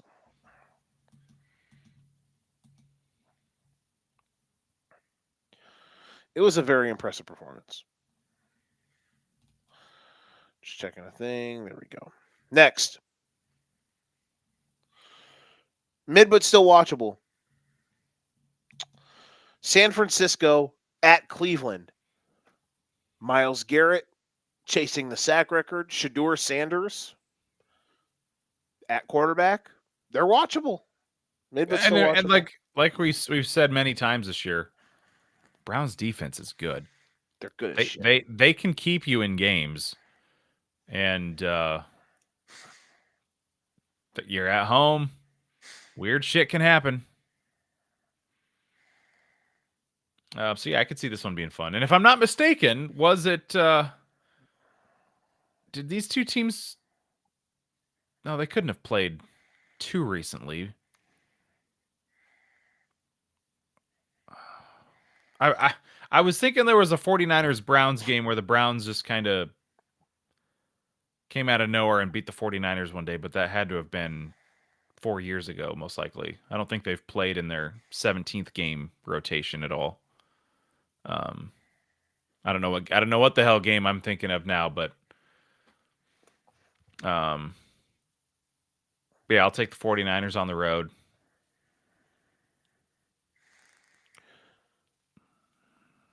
What you got? What you got him at?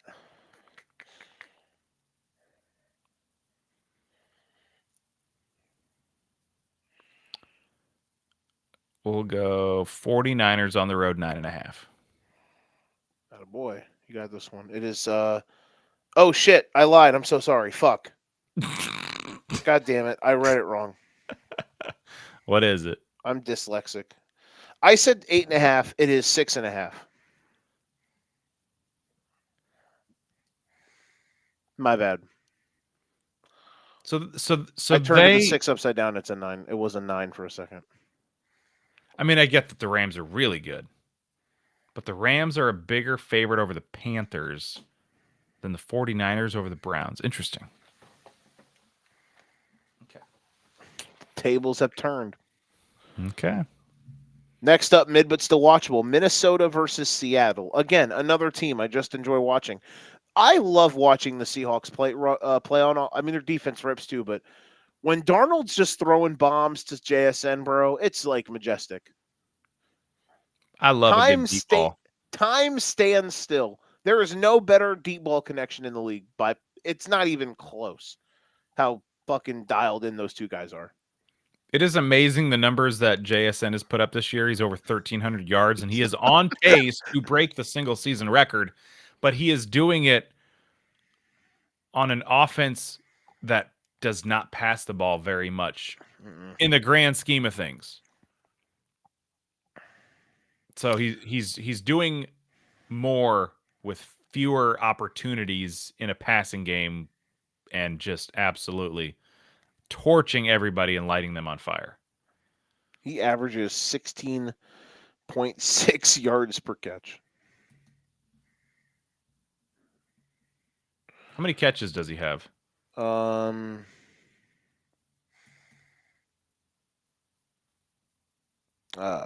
72, fourth in the league. Behind Jamar Chase, Christian McCaffrey, and Puka Nacua. He just soaks up a lot of targets on his own team, but okay. Oh my God, yeah. He's got 72 catches. The second place guy has on their team has 31. 31 catches. Nice. Not bad. Buddy ball engaged. Anywho, Vikings at buddy. Not tonight, but eventually we have to have a JJ McCarthy conversation. It ain't good. No, it's not.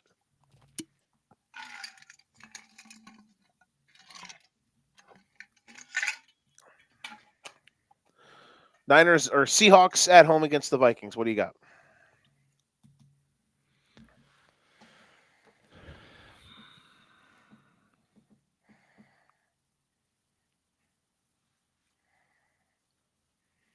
Seahawks 8.5. There you go. He's on the board. Wait a minute. No, I'm just kidding. Fuck off. Fuck off. I said 6.5. It is 9.5. There we go. Got one. Give me the standings. Against my own will. 6-1 to 2. I'm losing to the goddamn ties this week. Or 8-3, depending on. Should we start scoring it different?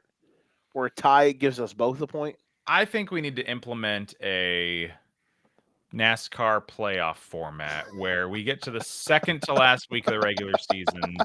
I have one good day and I am back to even with you. The points reset? Points reset, yeah.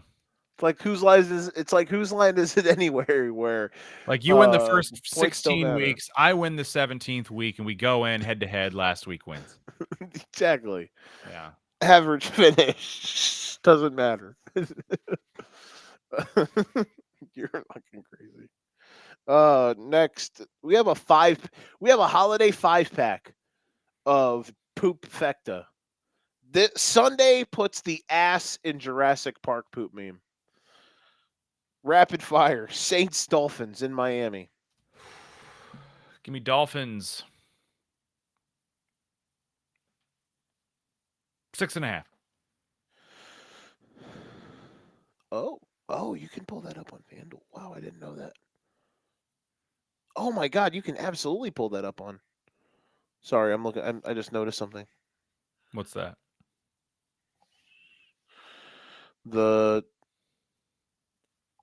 You can pull up certain stats up on FanDuel. Hmm. Didn't know that. What did you say again? I'm so sorry. 6.5. 6.5. We tied. I said 4.5. It is 5.5. All right. Right in the Vegas zone.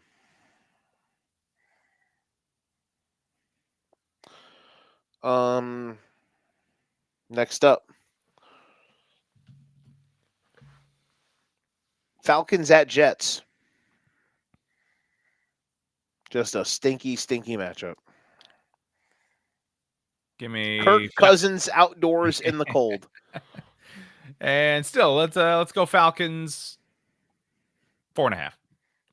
Okay, I got this one right. It is 2.5. All right, I was gonna say 3.5, so I still wouldn't have got there. Tic Tac. The Tic Tac zone has returned.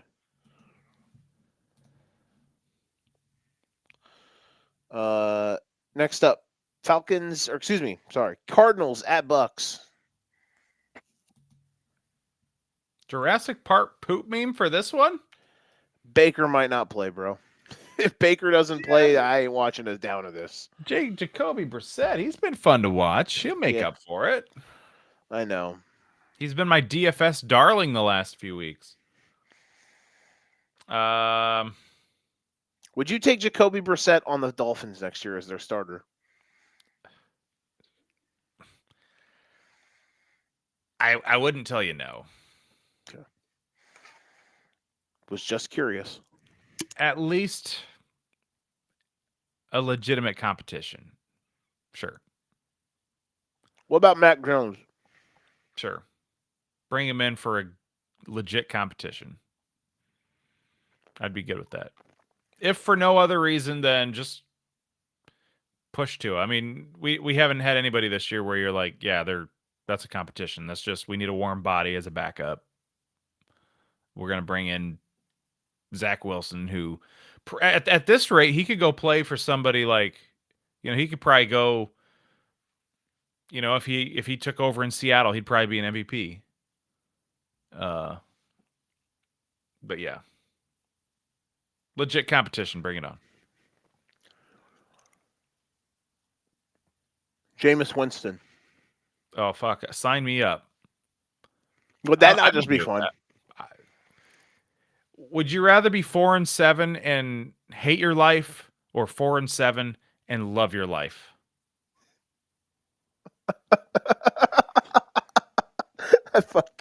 I love how you put that. That was elegantly put. I mean, with Jameis, you're not going to be saying, yeah, like nobody makes you love interceptions more than Jameis Winston will.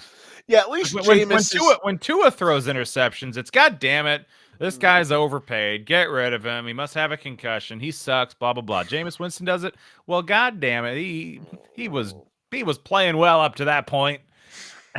You just described the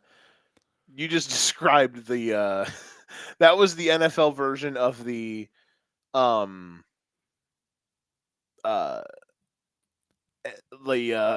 there's those memes, like one of them is guy asking a girl out at work and she's hype. The other one is a guy asking a girl out at work and she says she starts calling HR. Yeah. Or the man and the woman next to each other wearing McDonald's uniforms. Yeah. One would be way more fun. Exactly. Or I guarantee you Tua isn't going to catch a touchdown in his career. No, he's not. Tua is not making a defender not run break for another dance. one in his career. Tua's not going to make a defender break dance and stiff arm a guy and moss a dude all in the same play like Jameis did today.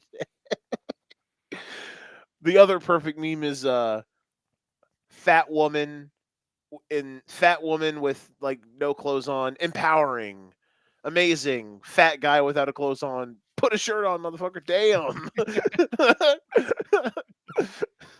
Uh, uh anywho, reminds me of the one Cardinals guy at that joined us in the comments that one night. oh my god, that was a disaster. Anywho, Bucks at Cardinals. Or no, I lied. Cardinals at and Bucks. Bucks. Bucks 3.5. It's I'm sorry. I'm so sorry. It's Bucks 2.5 and I nailed it. There you go.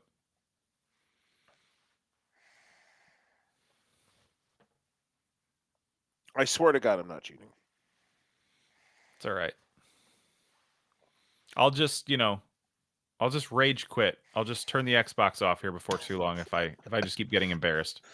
No more guess the lines, Joe. You're the champion. Congratulations, you win. Didn't quit, but did quit. Next up, Jags at Titans. Oh boy. For as good as the Seahawks are, they did let the Titans come back and at least sniff a potential of hope. Now, I don't know how legitimately close that game ever felt, but they ended up making it a 6-point game. So good for them. They didn't get completely ass wiped. Yeah, they In this game, who's at home again for this one? Titans. Okay, so Jags.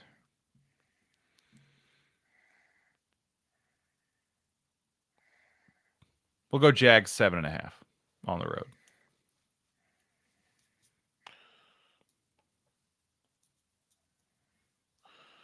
Gotta find this. God damn it. Now I'm starting to feel bad. I said 6.5. It's 6.5.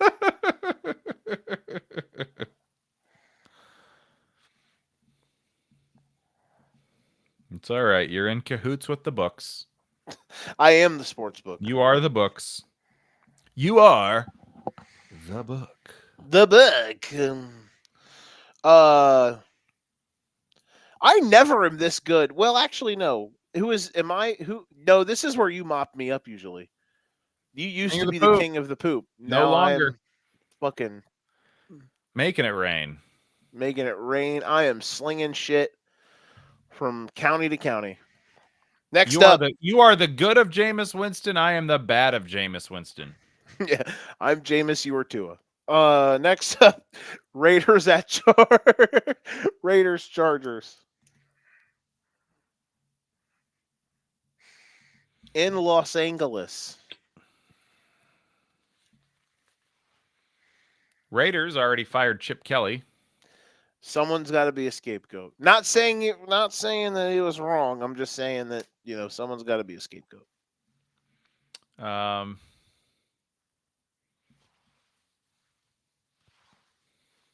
Chargers.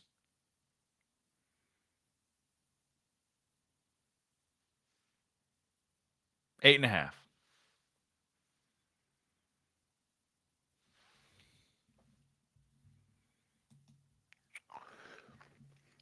It is 9.5. I said 7.5. So I win that one, right? Yeah, you did. Mm-hmm. Woo! Hey, at the end of the day, this is payback for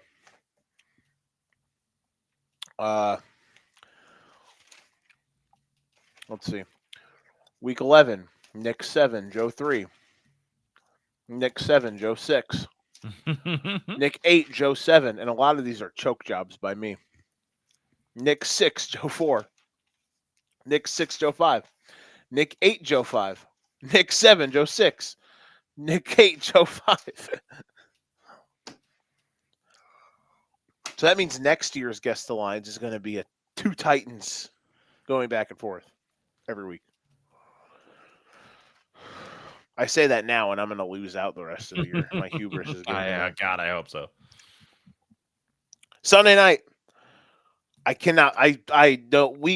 Maybe I'm talking about this too much. I cannot believe that they did not flex this game. You also But as we talked about, it's not like there was a drop dead. Oh yeah, this is the game of the week. It's not like we got Eagles Rams next week at noon or something where it's a no-brainer. It's obvious. Like you're maybe picking Bills Steelers or Texans Colts, but you're probably not picking anything else. No, So yeah, they're that's the probably thing. just like, fuck it, we'll leave it. The only thing I can think of is CBS maybe said, "Hey, we're keeping Texans Colts," but why would they do that? Because they have Steelers Bills at the 325 game. Yeah, So I cannot believe that they did not. I'm guessing they just didn't want to waste it on a non-marquee matchup. I mean, what do the Texans or the Colts move the needle? No. If anything, I mean, honestly, if anything, Bills Steelers, that at least would move the needle. I mean, that's I'd kind of call the Bills a darling team right now, and the Steelers are a traditionally probably a rating friendly team. So that would have been the one that I would have maybe seen them say, yeah, let's flex that. But I can also understand why they wouldn't. Mm-hmm. But yeah, that's the one I would have flexed myself. Not just for the game necessarily, but the teams.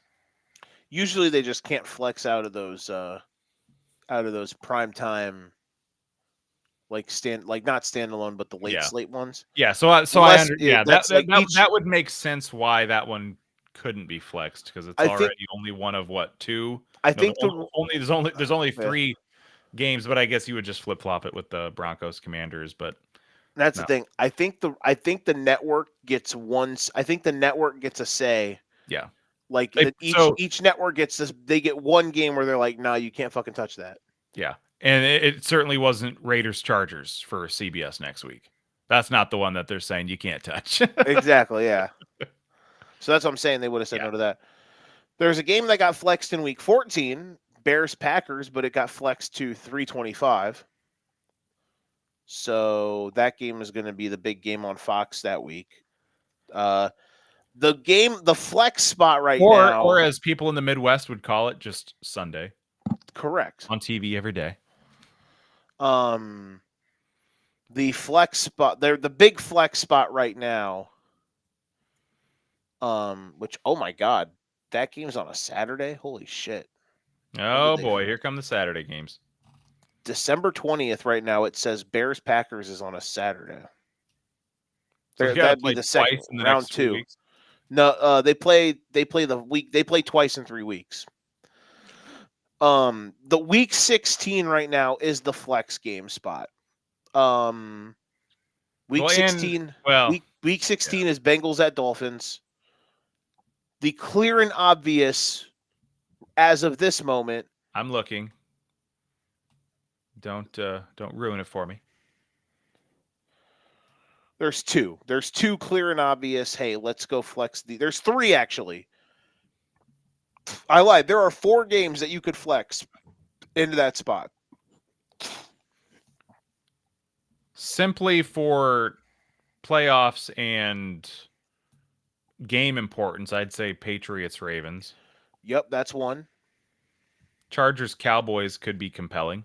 That's another. There's 2 others. And then Steelers Lions.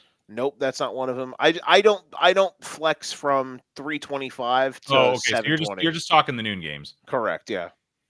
Well, one of the games is a 3:00 game. But it's not the 325 game, which is the game of the week game. Okay. Oh yeah, I guess Jags Broncos, yeah. Bingo. Yep. And then the other one's a nooner. I'm sure you can guess if you look hard enough. Oh, Bucks Panthers now. Bingo. With what that could have on the line, yeah. Yeah. I know of those games, Patriots Ravens would be the one I'm most excited for. But yeah, that'll be a spicy week. Everything will be in the S tier. Good. Week 18, there's a lot of good games right now for week 18 that are slated. Now, for week 15, I get that they probably don't want to. They probably won't flex out the Cowboys, but Vikings Cowboys, that certainly doesn't entice me. No, that's a bit of a stinky game. Bills Patriots, that would be a fun Sunday night game. I mean, It would Chargers Chiefs, that's pretty low hanging fruit too. Those you just swap out the Cowboys for the Chiefs, and Chargers Chiefs. I feel like they always put on good games. So yeah, there'd be a couple. Colts Seahawks, that'd be another. Well, that's a 325. So yeah, they're probably not going to give that one up. That's a 325er though. You probably could move because that's an interesting week. That 3:00 slate is juiced, man. Yeah, Lions Rams, Packers Broncos, and then you got the Titans 49ers and the Panthers Saints. Womp womp. Those games there, it's like the Walmart cart. You got three good wheels and then the one shitty wheel. No kid, yeah. Yeah, No Panthers shit. Saints too. So they got 5 games that week at 325. Mm-hmm. Yeah, But I can't wait to certainly see some contenders that week. I can't wait till we get to like we did last year for week 18. We have the categories for week 18 were the games that matter and games that don't. Looking ahead, Mm-hmm. Browns Bengals, Saints Falcons. I mean, the Falcons they're not completely out of it yet. Cardinals Rams. I mean, Rams, they could have shit wrapped up. There's a chance Cowboys Giants couldn't mean anything. They could be eliminated if they don't keep their shit together. The early leader in the clubhouse probably for Sunday night game is either Lions Bears, or Seahawks Niners, or Ravens Steelers if that game actually is for the division. Yeah, Colts Texans if that gets spicy. If that's for the division, yeah. So week 18's got some juice to it. Yeah. Anyway, back to this week. This week, week 13. This is you should get this because I missed it by 4 points. Broncos Commanders.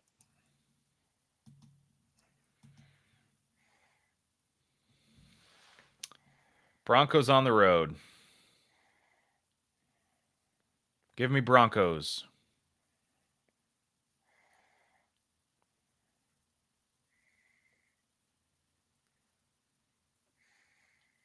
Seven and a half. It is 6.5. I said 10.5. I would lay it in a heartbeat. I would lay less than a touchdown with Denver here in a heartbeat. And I don't even think Denver's that great. The Commanders are a fucking travesty right now. Used up all their mojo last year. Yes. Next up, last one, Monday night, Giants and Patriots. Giants are 2-10, fun, but the Patriots are also 10-2, and they are kind of fun. Giants have lost 5 in a row. Patriots have won 9 in a row. Mine are scared today. Will Campbell never put the Bengals away. Will Campbell got hurt today. Carted off the field, not good.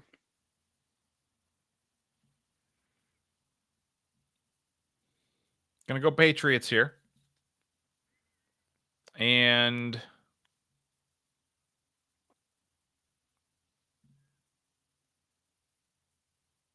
seven and a half.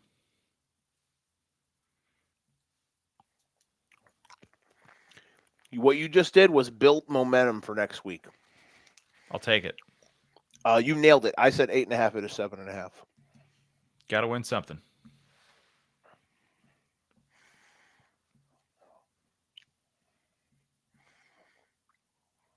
Okay.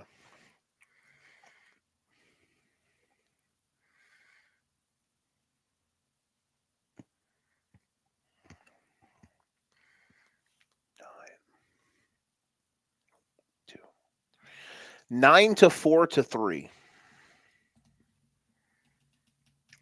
Better than 9-2-3. Hey, man. You're doing great. We're all doing great. I am now up 7-4 to 3. And I have 78 to 63, 62. 62. All right. Another week in the books. Darn tootin'. Where are We you? did it. Where are you going for Thanksgiving? My in-laws and then my parents. Hitting both this weekend. There you go. Have fun. Enjoy Leaving the time. Tuesday, splitting it in half. Oh, there you nice. Are they in cities that are adjacent? Or you got to travel 2 hours, 1 hour, 1 hour. I make a nice little triangle.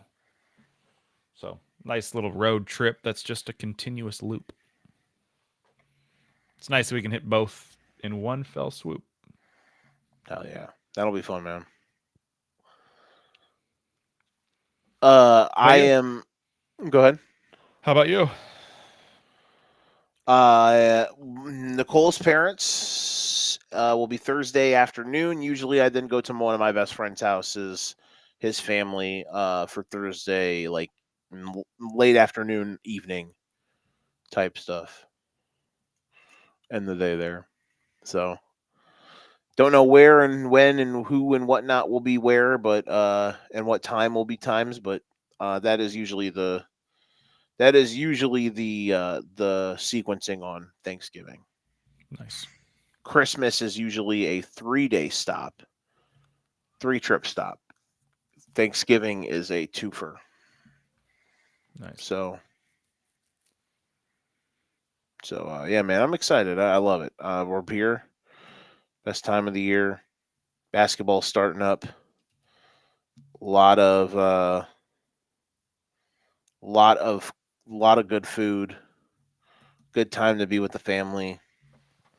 All that good stuff. So exciting times, my friend. And we get to do podcasts about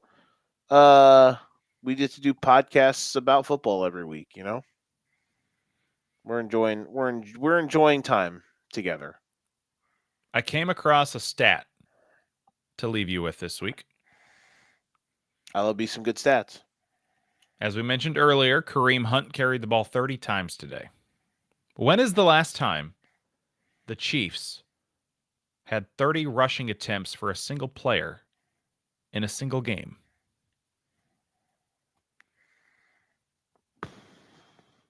I'm not sure. In my lifetime? You would have been not yet a teenager. Priest Holmes. Larry Johnson, 2007. Shit. He was right after Priest Holmes. 39 carries on October 29th, 2006. Now, that's from ChatGPT, and somebody shared their prompt.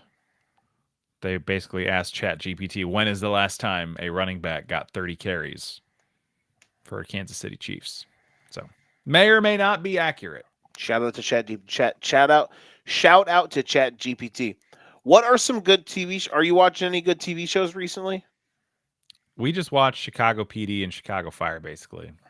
That's your big one? We watch it every week when it's new. I have binged through Task on HBO, as well as Mayor of Easttown, the last couple weeks. Nice. 2 HBO shows. So I'm out here slamming through some TV, through all that good stuff. Oh boy! All right, my friend, we did it. Another week in the books. Thanks as always, man. You bet. We did it. We did it. We came, we conquered. We came, we saw, and we did conquer. Good, better, best. We never let it rest. Our good got better. And next week, maybe our better will get best. Bears on 3, etc. This has been the Educated Ignorance Podcast. As always, if you ain't got your game, you best pass the sticks. Mr. Brinks, we'll see you next week, my friend. Take her easy. Goodbye, everybody. Have a good Thanksgiving, all that good stuff. Eat a lot of food. indulge in gaining weight.